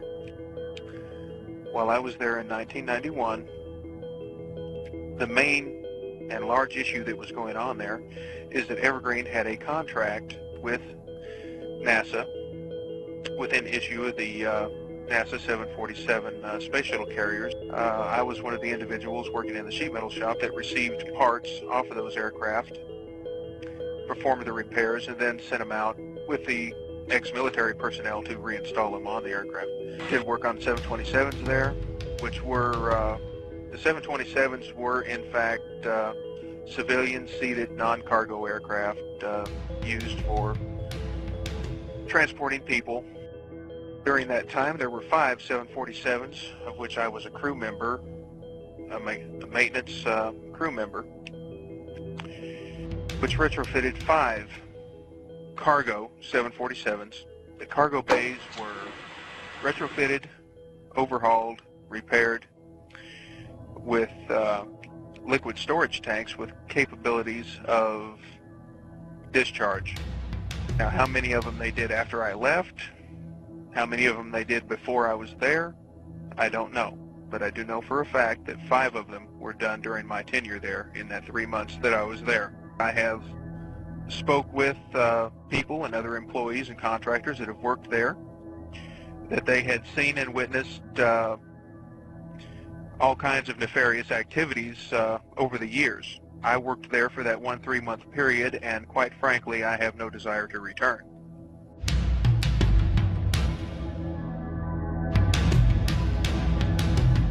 At night, those aerosols act as a blanket and they trap heat and actually exacerbate global warming. We've seen a great increase in nighttime highs since these programs have really been ramped up in the past 10 to 15 years. We know from research recently conducted by Stanford Studies and earlier research by NASA that persistent jet contrails change our climate and are warming areas now like the Arctic and Alaska, and that aviation impacts, because water vapor is a greenhouse gas, is beginning to increase these temperatures each year dramatically over time.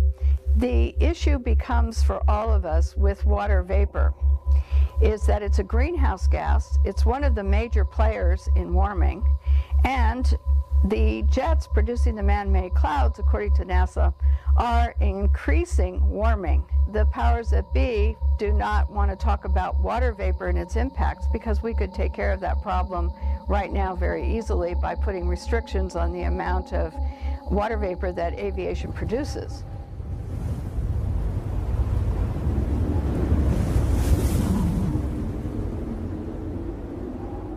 This small click is not offset with anyone talking about the impacts that these programs would have on air pollution, water pollution, crop production, the reduction of direct sunlight reaching the earth on human health, the reduction of direct sunlight on solar panel power production.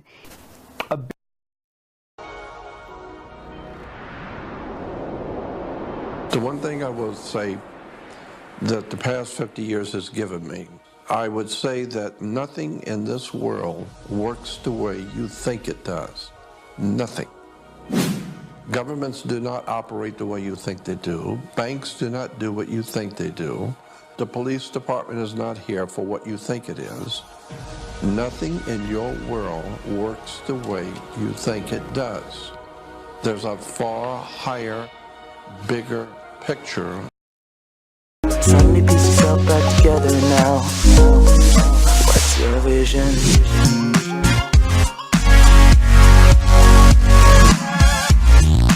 My name is Rosalind Peterson, and I was born and raised in Mendocino County in California.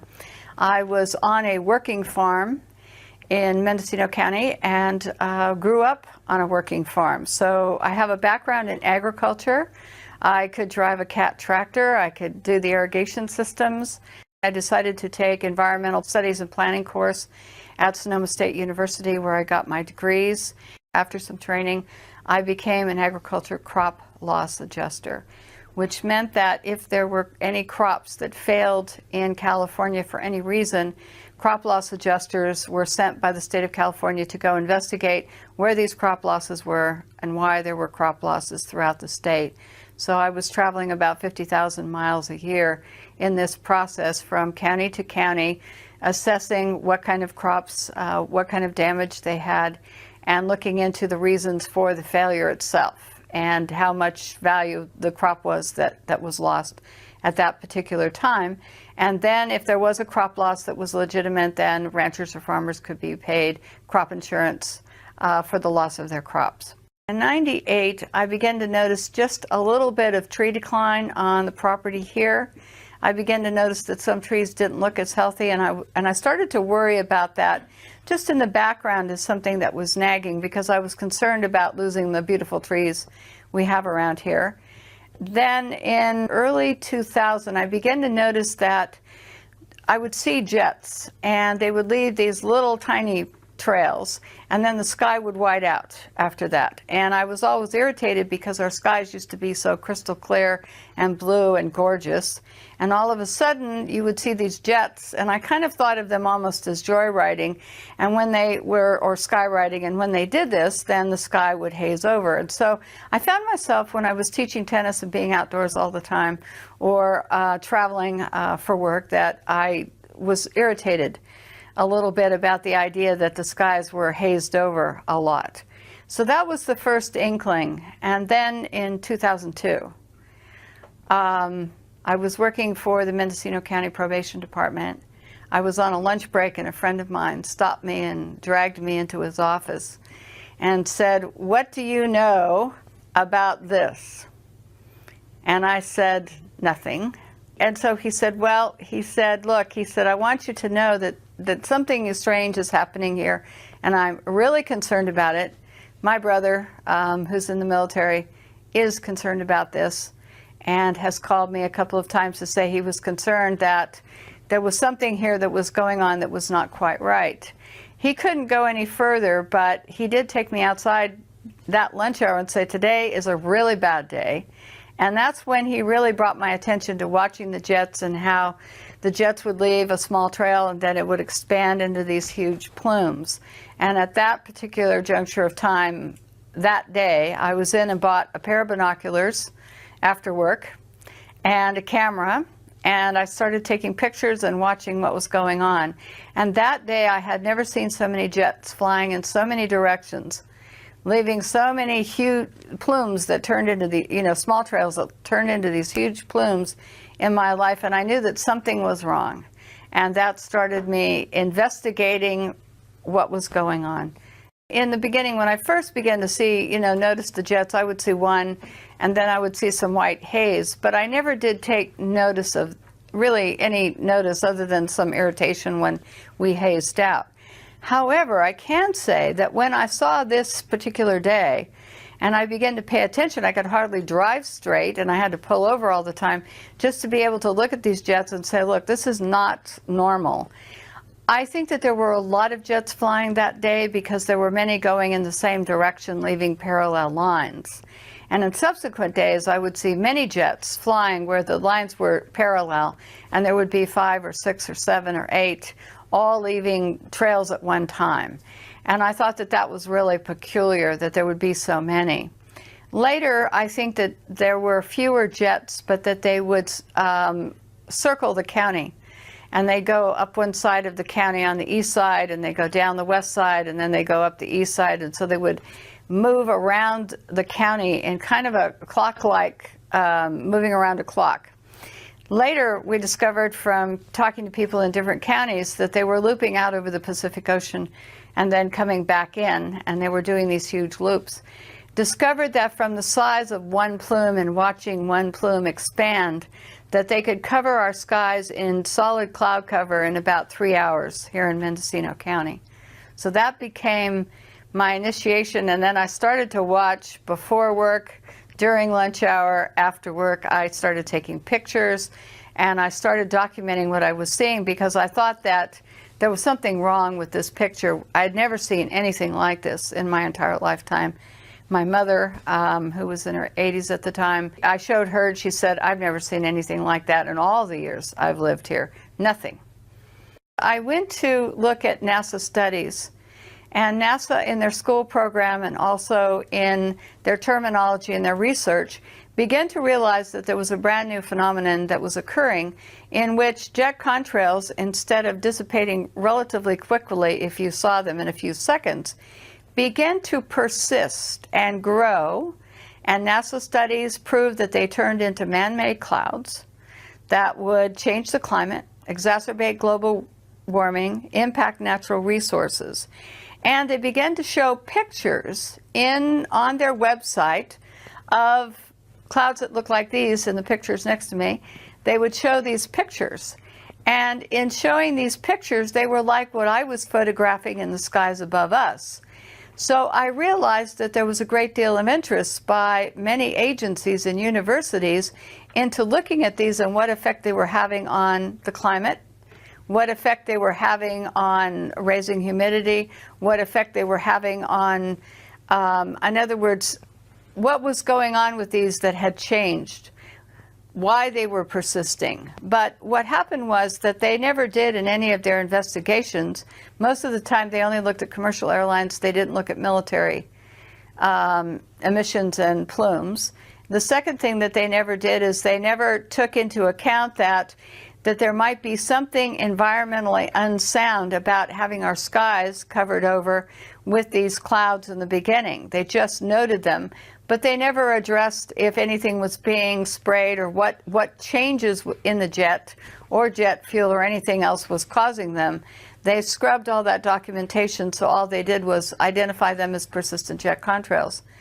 In order to gain some sort of credibility and be able to speak at the United Nations and speak at other areas, if I had used the word, for example, chemtrail, the United Nations would not have invited me as a keynote speaker, because then I would have been talking about something that was listed on all these websites and by the Air Force, by NOAA and NASA as a hoax. So you don't gain the credibility of anyone or any group or agency when you just use the term. So it didn't behoove me to use it, and so I refused to do so. NASA, first of all, in the late 1980s, initiated a schools program for children K through 12. And they started in some foreign countries, and then they brought the program to the United States. And NASA began to have children starting to count contrails because they said that their satellites and also that they couldn't count them from the ground. So therefore, they needed school children to do this as part of a kind of like a game. I think that they really began to want children to think that this was a normal phenomenon. And so in the late 1980s, this program started to go through. When we offered to give our videotapes and our pictures and called up NASA and said, look, we'll provide this because we've done day-to-day, time, date, everything on the pictures and on the videotapes. And NASA turned us down because school children, as they put it, were more reliable. Now, the other thing that was odd, I kid you not, this is what I was told. I mean, I was speechless at this point. But that's what I was told. So then the second thing I found out by calling the National Weather Service, and I would ask them, are you on, online, are you looking at the satellite? And they said yes. And I said, can you look over Ukiah? And they said yes. And I said, well, can you see a jet, leaving a plume? And so I was on the phone with them, and I found that within a few seconds, if a jet leaves a plume and it starts to get a little bit larger, not real small, but a little bit larger, they can see the plume expanding. And we were talking about the same one that was going right over Ukiah, and the plume was expanding. And I said, well, how come in your weather reports you don't talk about this as man-made clouds or persistent jet contrails? How come you're talking about this as being a front, a weather front? And they said, well, that's the way we deal with it because it's clouds. So we look at it that this is being, a weather front is coming through and this would produce these clouds. Well, I said, but it's not being produced by a weather front. The barometer is not dropping. There's nothing going on. I said, how come you don't just use the terminology? And he said, well, we just don't. So it was an odd dichotomy of having your weather reporters who could see these on satellite, which told me that the argument that school children could do better and that they couldn't see the contrails from satellite, they can see them and they can see the cloud cover. I even found out from the National Weather Service that they can see haze. They can actually, it's so good, they can identify haze.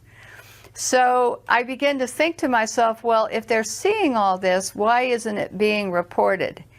And it's curious because no weathermen will talk about it. If Ukiah was, the sun was occluded and all these man-made clouds appeared over Ukiah and covered the whole thing after 3 hours, they would say, well, it was a front. But you could look to the west and there was no cloud, and the barometer hadn't dropped. There was no cloud front coming in from the Pacific. There was none from any direction. And yet we were covered over in this man-made clouds and haze. And they were saying that this was part of a weather front. So I began to find that I was not happy with what was being said about what we were seeing in the skies. So then it became identifying how long these trails persisted, filming them over time to see how much they expanded, how large someone got. We looked at the black contrails. We looked at the jets themselves and odd behavior of jets. The configuration on the jets was absolutely terrible because all these agencies were saying it was increasing jet traffic, and yet we could tell from the flight patterns that we got from the FAA that a lot of the flights were military. They weren't normal flight patterns. My Congressman Mike Thompson from California, 1st District, due to several inquiries, got these maps for me. They're 3 maps, and they're from the FAA, and then his office sent them to me. And the map shows the San Francisco Bay Area, Mendocino County, and I had asked how many flights there were over Mendocino County. So he gave me 3 separate maps. One is incoming air traffic to Oakland, San Francisco, and San Jose. One is outgoing flights to those same locations. And then a third one was what they call intra-flights. And this is designated on the map in yellow. What we discovered was in Mendocino County, there weren't many commercial flights flying over Mendocino County.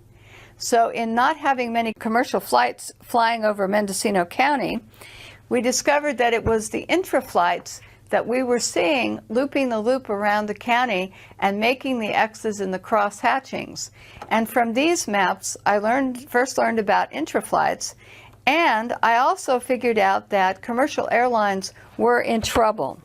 So when you have commercial airlines, if you'll note in the green and the red and the blue areas, all of these flights leave the airport, they take a trajectory and they fly in a straight line to wherever their destination is. They don't have extra fuel to loop.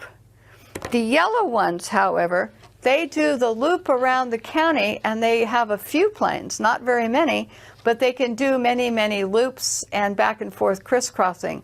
So you'll see the loops, and that's how we begin to figure out that the jets, leaving the persistent contrails, which turned into these heavy plumes and cross-hatching, were actually the ones that were the intra-flights that were moving around. But we had very few that flew over Mendocino County itself. So the commercial airline impact for our county is so small here, absolutely so small, that there wouldn't be the type of impact from seeing many persistent jet contrails from them. And they fly straight. They never loop.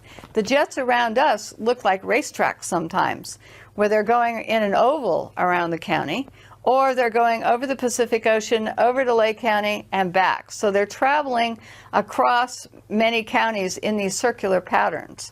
And this was the first time I had the FAA representation to show this particular endeavor. Okay, this area here, right here, is Mendocino County, Sonoma County on one side, and Humboldt County on the other side. But this area here, you could see that the majority of the jet traffic in the green and the red is not covering and not going across our county. So it's mostly free of commercial air traffic. Now, the yellow here are what they call intra-flights. And this is where they go in all directions. Now, there are no flights which leave Sacramento to the east of us that fly out over the Pacific. No commercial flights. So therefore, the intra-flights go in this direction. They go towards Sacramento. They go in all directions, but you can see the big loop pattern here, which would give you, if they were leaving persistent jet contrails that persisted, then you would see these different loops. Other jet patterns loop around the county like this. So we started to see that from this map, we learned that intra-flights couldn't possibly be commercial airlines because they'd be using so much fuel and they'd be off their schedule. And so because when you get on a flight, they say so much time and you go straight. You don't loop and loop and loop unless there's a weather problem at an airport or something. But this is way too far away for them to be looping into the San Francisco Bay Area, which is way down here. So, and these loops are way out of their range for being in any type of feeding pattern to San Francisco, Oakland, or San Jose. So this is when I first learned about interflights, but this is also when I confirmed that there wasn't much air traffic over Mendocino County. So this made us unique in being able to look at the phenomenon of persistent jet contrails and know that when the jets were going in certain directions, it wouldn't be any type of commercial patterns. So that's why we knew that the big jets flying, and the big ones we really saw all of the time, many of them unmarked or not clearly marked, were a part of this interflight pattern that you can see on this map. Persistent jet contrails that persist and stay in the environment for up to 20 hours. This is like geoengineering. It means that you're artificially, man-made in some way, changing our environment. You're adding particulates, you're adding something to the atmosphere, and it's more deliberate than not, but what you can add is you can add particles and chemicals. Weather modification is geoengineering, making it rain somewhere where it normally wouldn't. So we have all of these things where we talk about geoengineering. The interesting part of geoengineering is that it's now being proposed as a way to put particulates in the atmosphere so that we can stop the direct sunlight from reaching the Earth. It means that they could add particles, iron particles to the ocean. That's another form of geoengineering. In other words, when you have jets that change the climate, that's another form of man-made geoengineering. So geoengineering means something that you're going to do in the atmosphere that would not normally be happening on any normal type of basis. In other words, a volcano would be normal. The particulates coming up from a volcano, for example, would be a normal phenomenon, and then we would take whatever consequences comes from that. However, when you start taking and talking about, as Holdren is, he's Obama's science advisor, talking about taking care of global warming, in other words, by putting particles in the air, like sulfur or some other particles, then that means that we're going to take some action where we're going to try to interfere with some normal processes that are going on. And the problem with this, for example, with sulfur, is that sulfur, in the sense of it, we took it out of diesel fuel in California in 2006. And we said we have to clean it up because kids get asthma from sulfur, lots of health problems associated with too much sulfur in diesel fuel. We take it out of diesel fuel, and then someone comes along, like Paul Crutzen, and he says, we're going to put it up in the atmosphere to obscure the sunlight, so less sunlight reaches the Earth, and therefore that will cool us down. But what about the health effects? If you have to take it out of diesel fuel, then my question is, why are you going to put up something that's not helpful into the atmosphere and try to change the process that we live under? And that's what geoengineering is. It's taking something and you're going to artificially induce something into our environment that's going to change for some reason. For example, stopping global warming or slowing it down. Let me go back to 2006 in November. NASA Ames in California had a meeting of geoengineers from all over the world. It was a big meeting. It went on for a week, and it was not open to the public. During the course of this meeting, they were talking about these different geoengineering projects that they were studying or spoke at this meeting with regard to geoengineering. One of the things we have on tape, because it was allowed to be videotaped, is that they were talking about the word geoengineering. And many of the geoengineering people in 2006 said that they had kept the word out of the public realm because they knew that if the public would find out about some of their schemes of putting chemicals into the air, to shooting salt into the air, all kinds of different experiments, that the public might say no. So they actually admitted that they kept the word geoengineering out of texts and out of, you can't find it in a lot of college textbooks at any lower level in high school, or you can't find it in undergraduate classes a lot of times in colleges. I found that to be true because I went back and looked. So what happened was the phrase was taken out, but a lot of scientists were getting money to study how they could interfere with the normal atmospheric conditions. So there was weather modification, there was planning to put chemicals or particles in the air. And so these schemes had been around for a long time, but they weren't really discussed in any public forum. They were discussed within their own cliquey group, essentially. I think that they're trying to begin to put it out to the public because they've been experimenting on it for a long time and they want to do more experiments and they need the funding.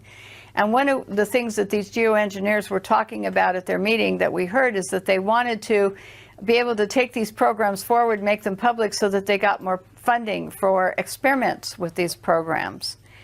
This is the curiosity, though, is that they were talking about shooting up ocean water into the atmosphere, in other words, in salt particulates.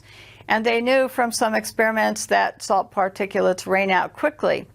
Well, if you shoot salt particulates into clouds as a particulate to make it rain, when that cloud rains out over land, you're going to salt up your soils and make it unproductive for agriculture. You're going to salt up your drinking water sources. What they wanted to do was add other programs that they wanted to experiment on into the atmosphere to test their different hypotheses about their studies. And in this way, they would gain more university funding through the U.S. government, the Pentagon, whoever wanted to know, in other words, sponsor these studies. Private individuals could also contribute as well. So a whole culture had built up about how we can put things into the atmosphere to cool us down, and this is one of them. I went back and I knew from previous experience working within the California state government that all drinking water tests for every drinking water source in the state of California, now anything that's a winery, anything that's used for public consumption with so many people except for private wells, all drinking water sources, every district, every well, every producer of grapes who had a winery on his place and used well water, whatever it was, all had to test their water. And they have to do the tests that are required, hundreds of them, under the EPA. It occurred to me that if anything was being sprayed at any one time, if I could identify it, it might be showing up in drinking water tests. So there's a CD that's public, it's free of charge. Anyone can buy it. It's got about 18 million bytes of data on it. And you can go up and you can get one, or you can email the state. They'll send you one immediately within 3 or 4 days. And you can look at every drinking water test taken since 1972 in the state of California. I cannot tell you how many tests this amounts to, because every month, every week, they're taking tests all the time, all over the state, different utilities, different districts. I went back and looked at spreadsheets of every county, city, state, whatever, and I tried to determine from looking at all this data if there was anything that looked unusual. I found herbicides and pesticides where I expected to find them in the Central Valley, where they use a lot of herbicides and pesticides. So I kind of took those out. I looked at everything that I thought you would normally find downwind of a factory. After I got rid of all of those, I began to look at, was there anything showing up in all the drinking water spikes across California on a pretty consistent level? Initially, I looked for things like barium, aluminum, manganese, magnesium, calcium. I looked at what the pH of the water was to see if I could find any blips in pH. But what I discovered was that during the course of the year, starting in 1990, no less, that the water sources were all registering unusual spikes. Now, they weren't spiking just alone. Almost every water test in the state of California was showing spikes in a certain year and a certain month for certain of these chemicals. And I have a list of them, and I will be able to give them to you, but I was absolutely amazed and surprised about these spikes. And I said, what's going on? Why are these spikes occurring in almost all the drinking water sources all at the same time across the state of California? Now, sometimes wells would spike in a time distance if they had any type of, the water that would come down in rainfall or flooding would get into the well systems. Then you would show spikes later and not as high because of percolation problems. But we began to find these spikes. And it began to tell me that somebody somewhere was beginning to use inordinate amounts of arsenic, barium, aluminum, calcium, manganese, magnesium, and that all of these things, lead, iron, were all spiking at the same time. How can you have them spiking in the same time across the entire state of California when prior to the 1990s, and they were testing for these chemicals prior to the 1990s, that they weren't showing up in water systems at all, or they weren't spiking. And all of a sudden, way over state and federal standards, we found this data. A friend of mine took and graphed every single water district, every single piece of data, and we now have a graphing program so we can look at any water system in California, and we can determine if they were spiking in unison with any other water system across the state of California. It took 300 hours to write a program to do this. Monumental chore to do, but we now have it, and we can show you the graphs. We can show you the actual water data from the state and show that these are unusual spikes. My job then began to go and look at graphs that were provided by the California Air Resources Board. And what we discovered is that the spiking from the California Air Resources Board air tests were also spiking in the same years and at the same time and coordinated with the spikings in the water supply, which led us to believe that this was something that was airborne and had to be hitting us from the air. Now, the California Air Resources Board did do a number of tests to see if any of these chemicals over time, and they weren't doing it because of us, they were doing it out of curiosity, but they did run some tests to see if any of these chemicals were coming over from China. And what they found is, if it wasn't in any great quantity, and for the most part here in Mendocino County, where they had one test site, there wasn't anything coming over. So that led me to believe that it had to be over us. Something had to be happening that was happening here versus maybe somewhere else coming in from the Pacific. So that sent me off to look at government documents on these chemicals, how dangerous they were, where they were being used, factories, everything. And what I found out was that we were having these spikes here, and we have no industry between the Pacific Ocean and Hawaii and where we are here in Mendocino County. There wasn't any industry.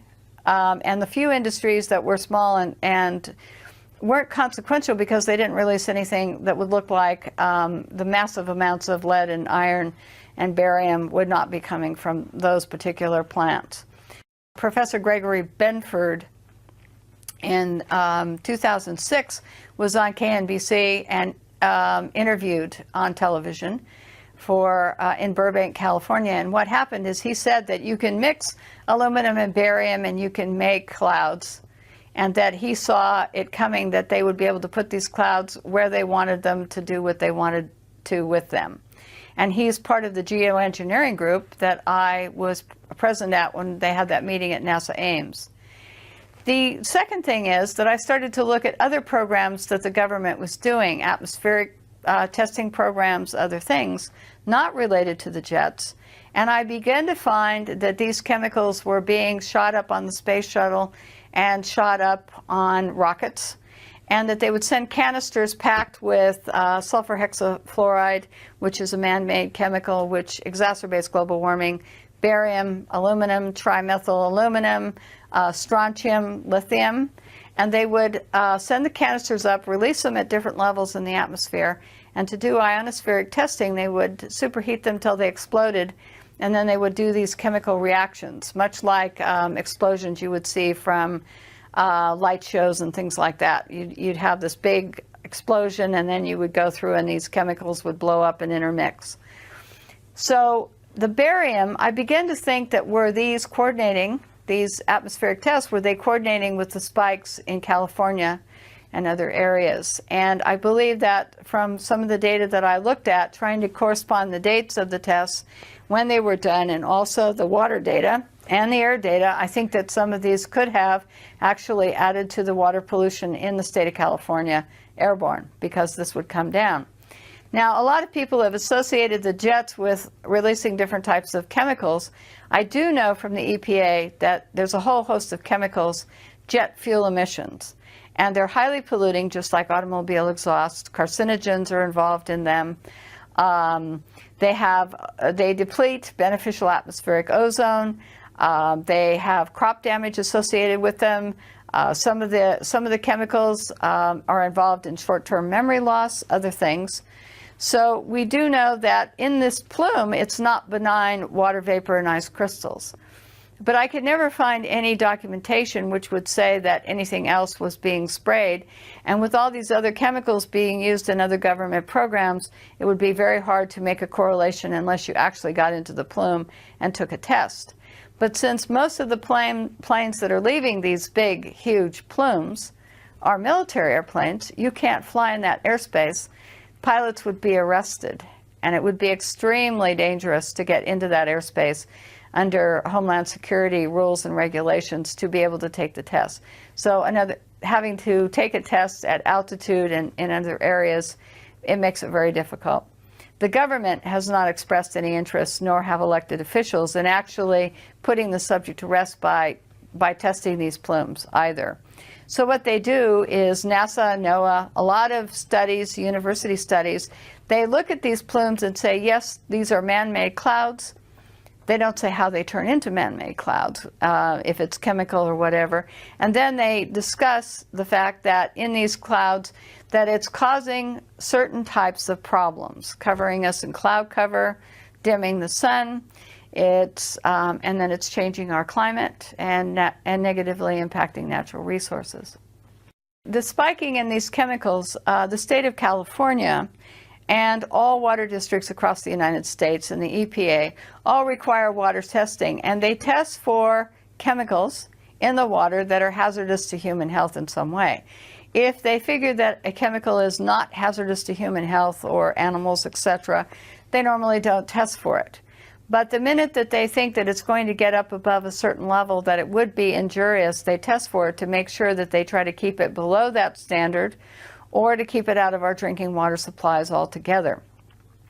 So the concern is that when we're seeing these spikes over stated health, when they go up above any acceptable level that the EPA has put in place for these chemicals, we know they're dangerous, they're going to have a human health impact. And they're going to have a human health impact on animals, humans, anybody that is coming in contact with these chemicals. So this is what we know, is that the EPA and all these government agencies wouldn't be testing unless there was a problem. What impact they're going to have is each chemical has a different property to it, and they have synergistic effects. So it's hard to say that if you are exposed to a whole source of chemicals, what the synergistic effect. In other words, each chemical will have one property. For example, barium can raise blood pressure, just as one. But when you combine that with other chemicals, then what kind of reaction are you going to get? How much are you exposed to, etc. So we have that element of it. But persistent jet contrails, on the other hand, are changing our climate, and they're changing the agriculture part of what's going on with us. When you change the climate and you change the microclimates and you put in more cloud cover, you're going to lower crop production. And they know this from University of Illinois corn crop studies, that if you have normal rainfall but you have more cloud cover, crop production drops. In areas where you had direct sunlight mixed with normal weather, then you would have increased crop production. So just putting and saying that these are ice crystals and water vapor, it's benign in the environment, not true, because it can heat us up. It can change the amount of sunlight reaching the earth, so it can affect the health of crops, health of your trees, because without photosynthesis, trees and plants can't grow strong enough to produce. And you need all of this. So any chemicals added would have consequences on our water supply, So there's a broad impact here. So whether I know what if jets are spraying anything in particular, what I do know is that they're already harming the environment, and that there's a lot of studies that talk about the impact in coming years will be tremendous. In some cases, they don't know what the effects are. They want to experiment, and they readily admitted that. That was one. Two, they want to be able to continue with their work because that's job security for a lot of university professors. Three, several of them have stated, well, you know, the public, we're going to be who the world turns to when global warming becomes this big problem. They're going to ask us to save the world. We're going to be the new stewards of the environment, and our programs are going to be the ones that will be initiated to save the world from global warming or whatever catastrophe. So therefore, we have to experiment now, get the funding and experiment now, or continue our experiments so that we are ready to be the new stewards of the environment. But the problem is when you start putting up chemicals and you start doing atmospheric experiments, you start to impact agriculture, food supplies, watersheds. You start to impact everything that we depend upon for life on Earth. And what happens if their programs go awry? And when they were asked this, they said, well, then, it's just an experimental program. Well, if someone gets hurt or harmed, well, so what? Their attitude was very cavalier about this. And Professor Benford actually wrote a program about the Arctic, and they said in his article, he even said, well, if something goes wrong, why, it will wash out eventually in the long term. And if you have to sacrifice a few people or an area like the Arctic, then that's okay because it's all in the realm of scientific study. So it's a fascinating article to read. I think it's actually the underlying cause of all of this and some of the funding is military funding, because the military wants to be able to control the weather. The military has got an agenda that if they control the weather, they can control any country to make it do whatever they want. And many documents, Owning the Weather 2025, there's several documents in which they talk about how rather than having some weapons of mass destruction, in other words, bombs or something, if they could control the weather in a country, they could actually force them and say, look, we will put you in drought, we will put you in floods. So some of the experiments with the weather modification and other things that the geoengineers are doing would mean that it would be a military application, and a lot of money comes from the military sector for this.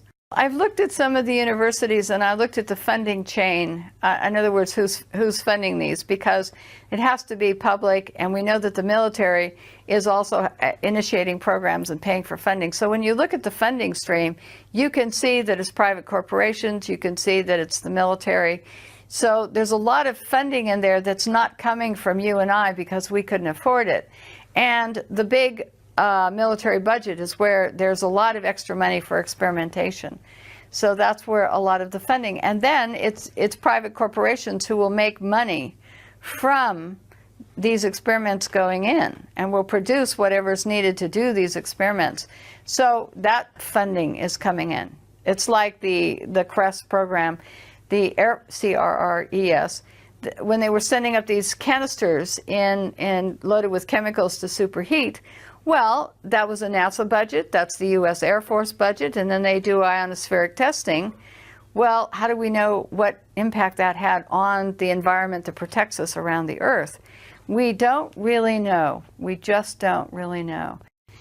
The first thing that we started to notice about jets and these engines is they would leave a small contrail, very small. You would see it behind the plane, it would disappear within seconds and be gone.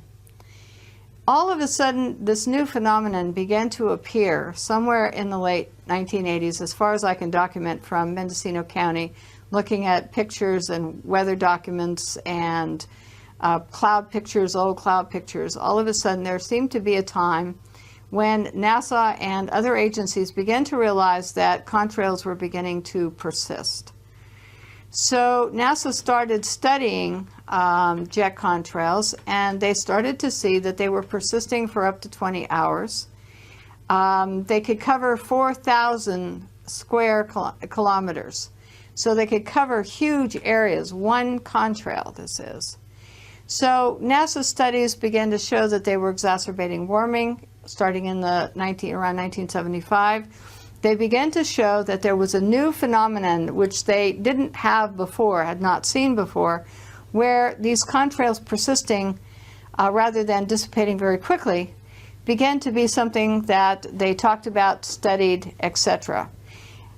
We don't know, in other words, why they began to persist. This is one of the curiosities here.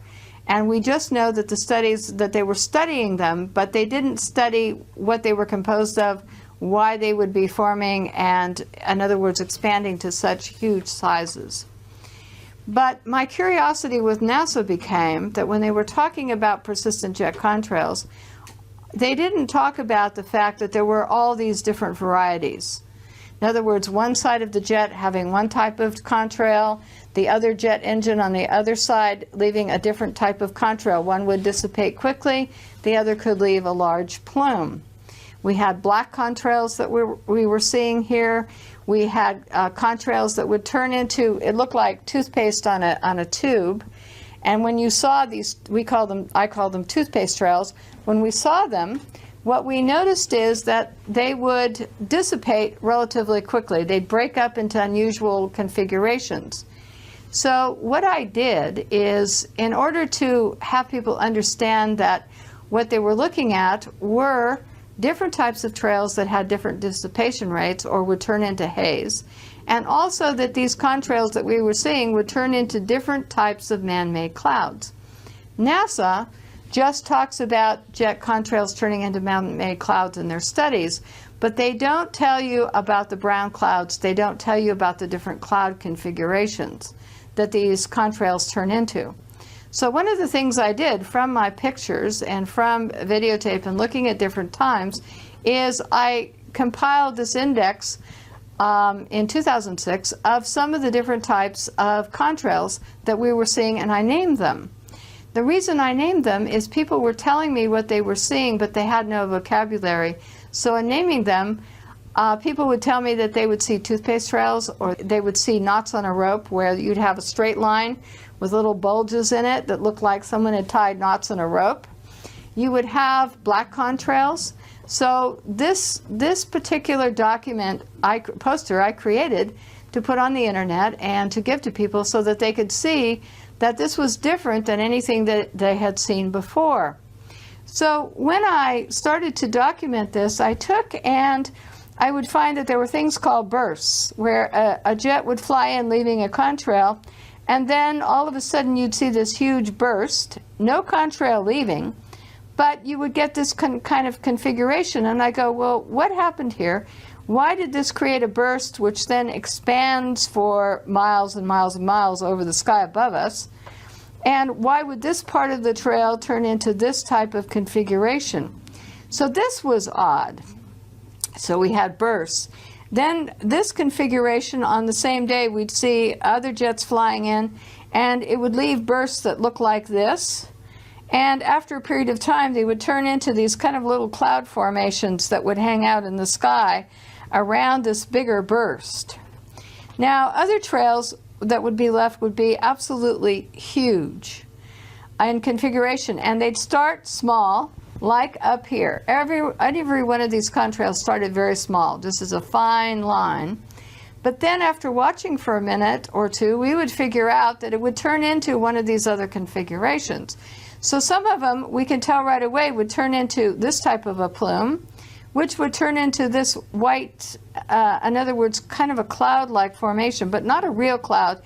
It's a man-made cloud, according to NASA, and it would cover the whole entire sky.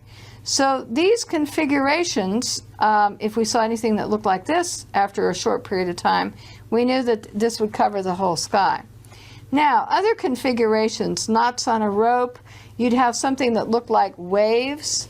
You would have what we call mushroom type of contrail, where part of the contrail turned into mushroom-like, it looked like mushrooms growing on one side of it, and the other side would not have that configuration.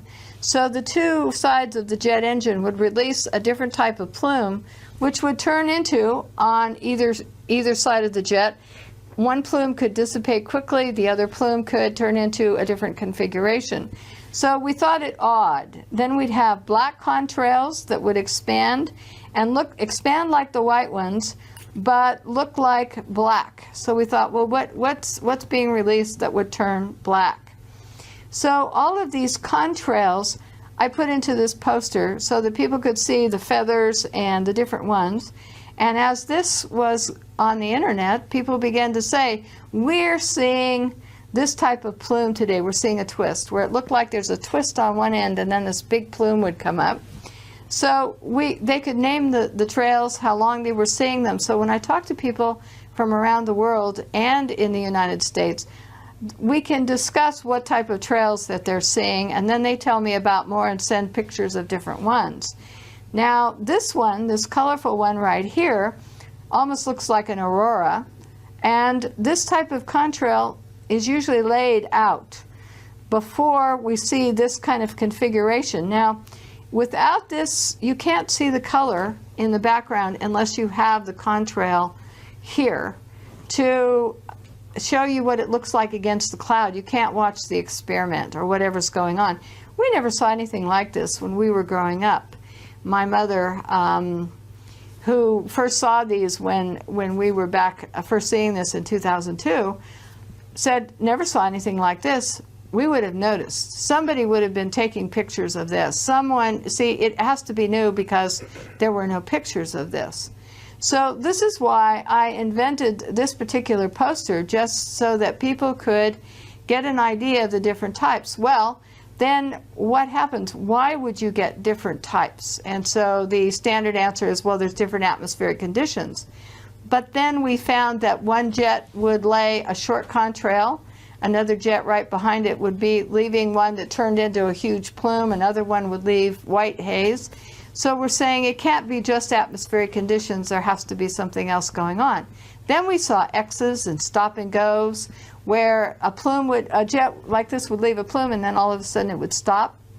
We saw spray apparatuses where there was a wingtip to wingtip spraying, so that you could see that there was spray coming off the entire length of the wing.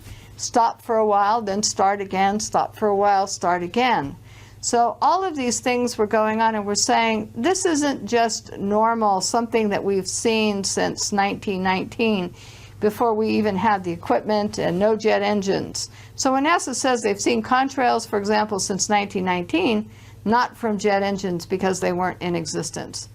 Many times in recent years, we have seen this configuration, this aurora type configuration here. However, when you go back into recorded history, people have been taking pictures for a long time. People have been addressing this issue for a long time. And there would have been pictures somewhere in the 60s and in the 50s. Someone would have been taking these kind of pictures, looking at these type of clouds, seeing these configurations. And so that's why this is a new phenomenon. And this is something we have to address because it's impacting agriculture and the amount of sunlight reaching the earth as these expand. So we know that they're having certain problems. So we have to get our elected officials to begin to address these issues of how they're impacting our environment, and are we going to allow this to continue? And that's another issue here to be dealt with somewhere down the road. But this is why I'm bringing all of this to attention. Now the other thing is, up in these pictures up here, a lot of pictures we have white haze. And we never had white haze here. We had clear, deep blue skies. We could see the stars.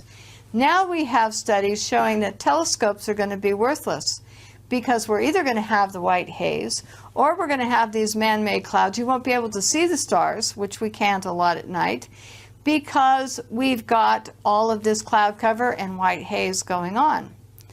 But a lot of times the jets will quit spraying here if they say there's some celestial event going on, or there's going to be some sort of fireworks or an air show. All of a sudden, how come we have blue skies? Jets aren't leaving contrails anymore just because there's an air show or because some event is taking place. So sometimes we have no jets, and our skies start to go back to blue and the white haze begins to dissipate. But then the minute that they start again, then we go back into having our skies look like this. That leads us to questions on why rickets is on the rise, where children now in the United States are suffering from rickets, according to the CDC, University of California at Berkeley, Kaiser Permanente Hospital, are all studying an increase in rickets. Why are we having rickets? Well, when it's the turn of the century and when children worked in coal mines in the United States, those children suffered with this bone cases of rickets. No one is looking at this subject with regard to when they're studying rickets. When I look at their studies, they're studying a lot of other things, but they're not studying what's happening in our skies to determine if this is one of the causes, and this is something that should be addressed. What we see from the ground is we'll see a plume and then it expands. And the satellite pictures do show, and I have a lot of them, other people have a lot of them, we've seen them, do show the contrails and they show the cross-hatching. They show that they're expanding. You can watch them over time on satellite pictures, and you can see as there's flights going around over certain areas that they expand. So we can see them. So they can see them from space. They can see them from the ground.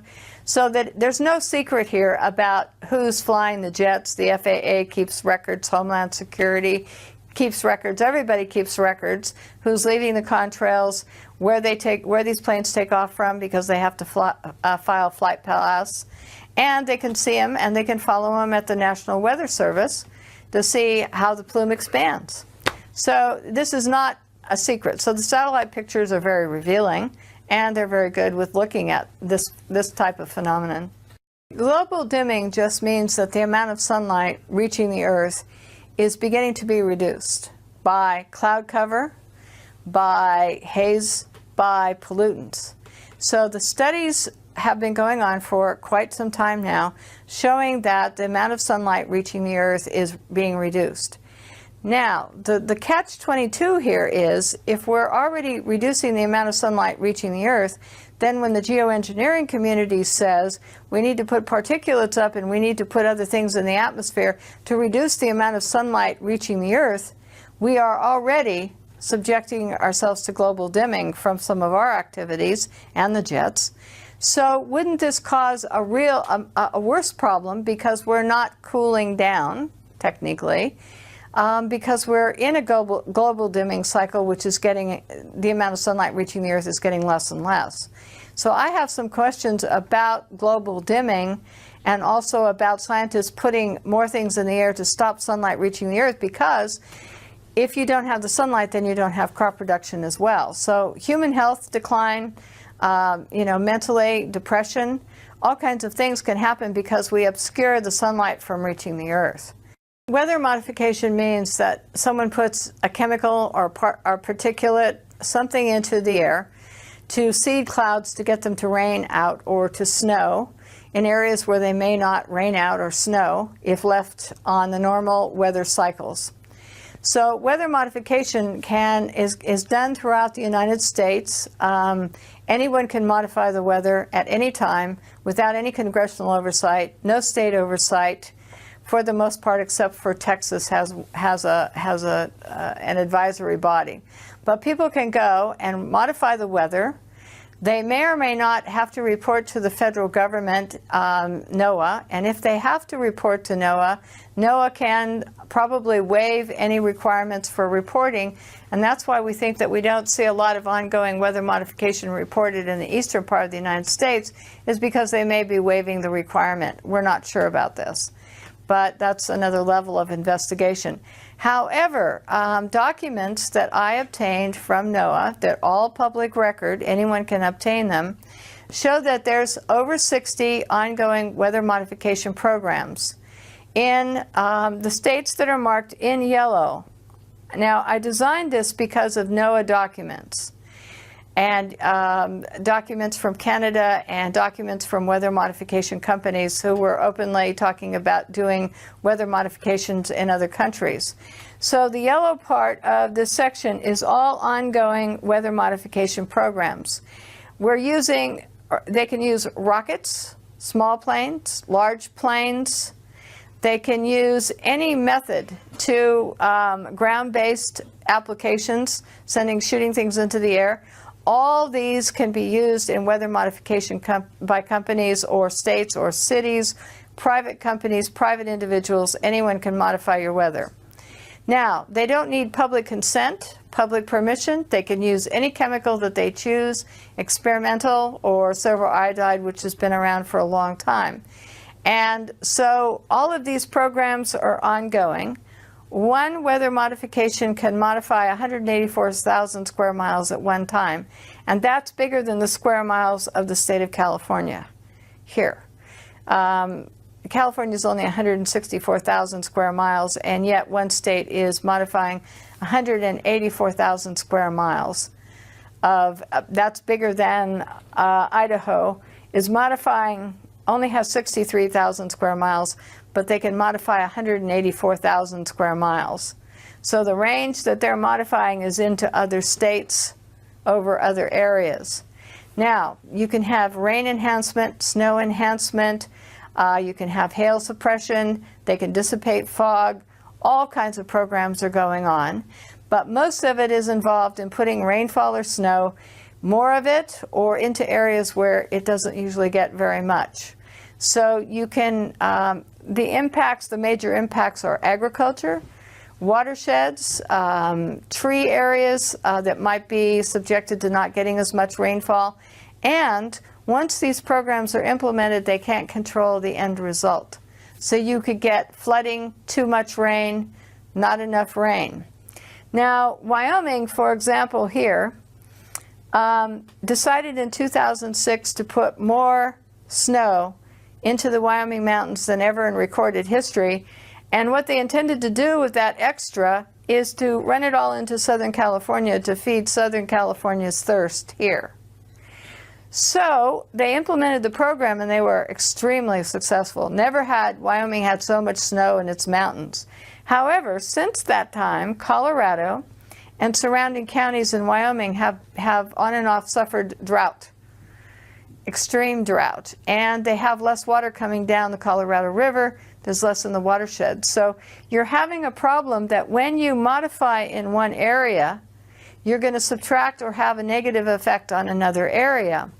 Siskiyou County up here in the central part of the state, up north of us and east, fought PG&E and solved the problem of the weather modification that was going to be implemented there, because they said, we don't want you to modify our weather to put our snow and our water somewhere else. So they put a stop to PG&E modifying the weather. However, the city of Los Angeles is now got a weather modification in the San Gabriel Mountains. And this weather modification is new, starting in 2008. And now we're having complaints from agriculture producers in this area that they're in drought, not getting enough rainfall. The Panhandle, Texas ranchers are complaining bitterly that weather and their snow and rainfall is being redirected into other areas by weather modification programs, and that the grass isn't growing, so that they either have to feed their cattle or go out of business. And there's an online discussion of that on March 6, 2008 that you can download from the Texas regulatory body here to listen to their complaints. And they even feel that some of the weather modification programs have triggered tornadoes and unusual weather events in their areas. So this is what it looks like here. Canada modifies the weather here. You're having some experiments in Florida, and you're having some experiments in Alaska, and Mexico is modifying the weather. So as the jet stream moves from west to east, California and PG&E says, well, if we need extra water, we can take an extra 10% of the water from one of our programs and keep the water from traveling into Nevada. We will have it rain out or and put it in snow, and we will have that do that so that Nevada could get less water. So as the jet stream moves this way, and people are putting in more and more weather modification programs, it's going to affect agriculture, watersheds, water supplies as it goes this way, because you're going to be putting it in places that don't need it for private gain, commercial gain. Ski resort could have a weather modification over their ski resort, which might take water from somewhere else or snow from some other location. So we need to get Senator Kay Bailey Hutchison's bill, number 601, defeated this year, because it allows anyone to mitigate or modify the weather with very little definition of mitigation in order to do what? So, but all these government agencies would be allowed without congressional oversight or public consent to modify the weather. So what happens to crop production? What happens to normal climates? We can disrupt the microclimates. And we add to this the jets and NASA studies and IPCC studies, lots of things, university studies showing that the jets are changing the climate.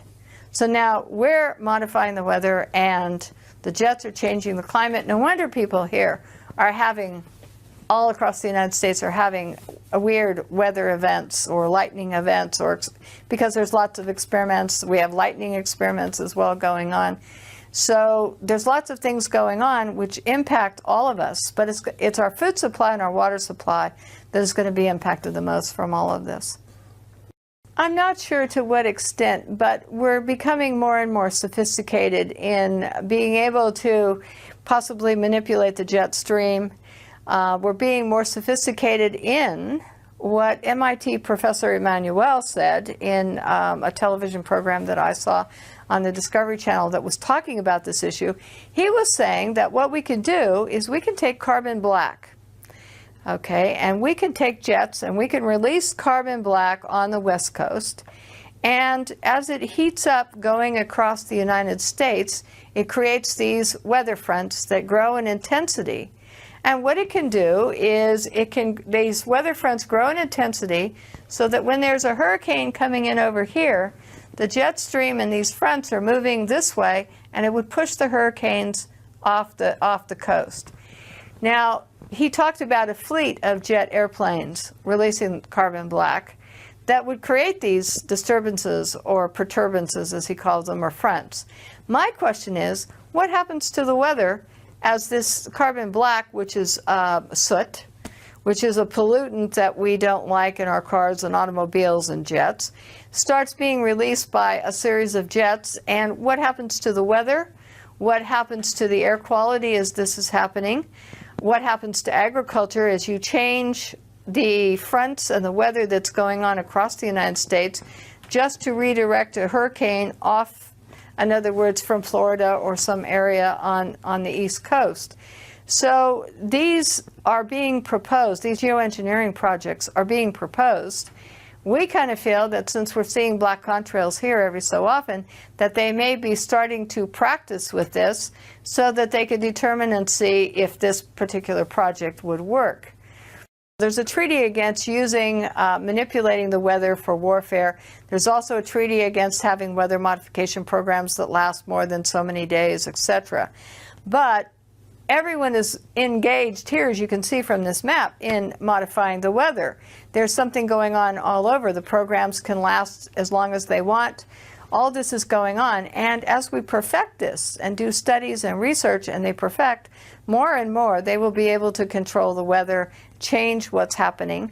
And when they do that, they disrupt your watershed, the water supplies to your watersheds, and they disrupt agriculture and the microclimates needed to produce crops.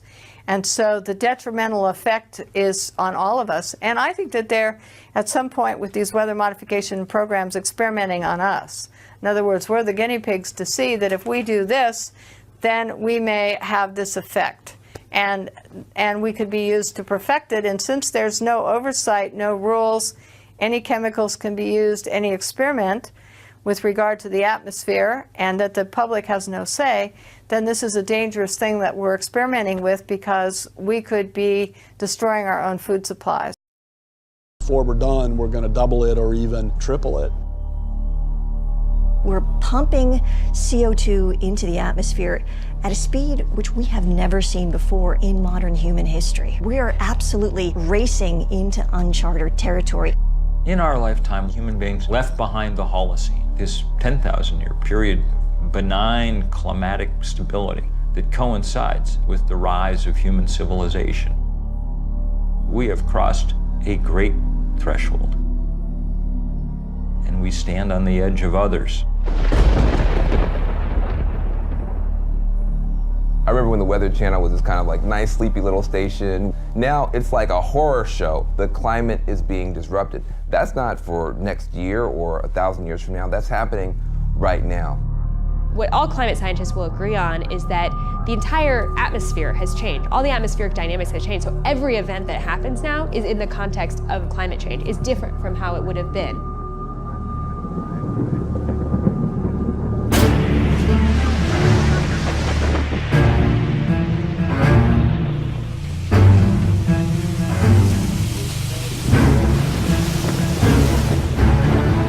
Typhoon slammed the Philippines with winds of 195 miles per hour. That's higher than the winds from Hurricane Sandy and Katrina combined. The world is mobilizing to help the Philippines, but just a trickle of food and water and medicine has reached the victims of Typhoon Haiyan. More than 1 million people were forced to flee their homes, many now trying to salvage what's left. Hundreds of thousands are thronging relief centers, desperate for life's necessities. Many residents covered their faces to mask the smell of the dead while they searched for relatives in some of the hardest hit areas. This is one of the top storms ever seen on this planet.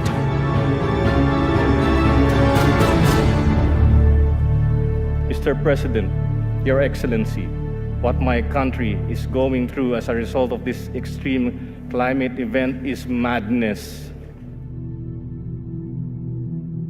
Super Typhoon Haiyan made landfall in my own family's hometown. And the devastation is staggering. I struggle to find words to describe how I feel about the losses. To anyone outside who continues to deny and ignore the reality that is climate change, I dare them to get off their ivory towers and away from the comfort of their armchairs. I dare them to go to the islands of the Pacific. We refuse as a nation to accept a future where super typhoons like Haiyan become a way of life. We refuse to accept that running away from storms, evacuating our families, counting our dead become a way of life. We simply refuse to. We can fix this. We can stop this madness.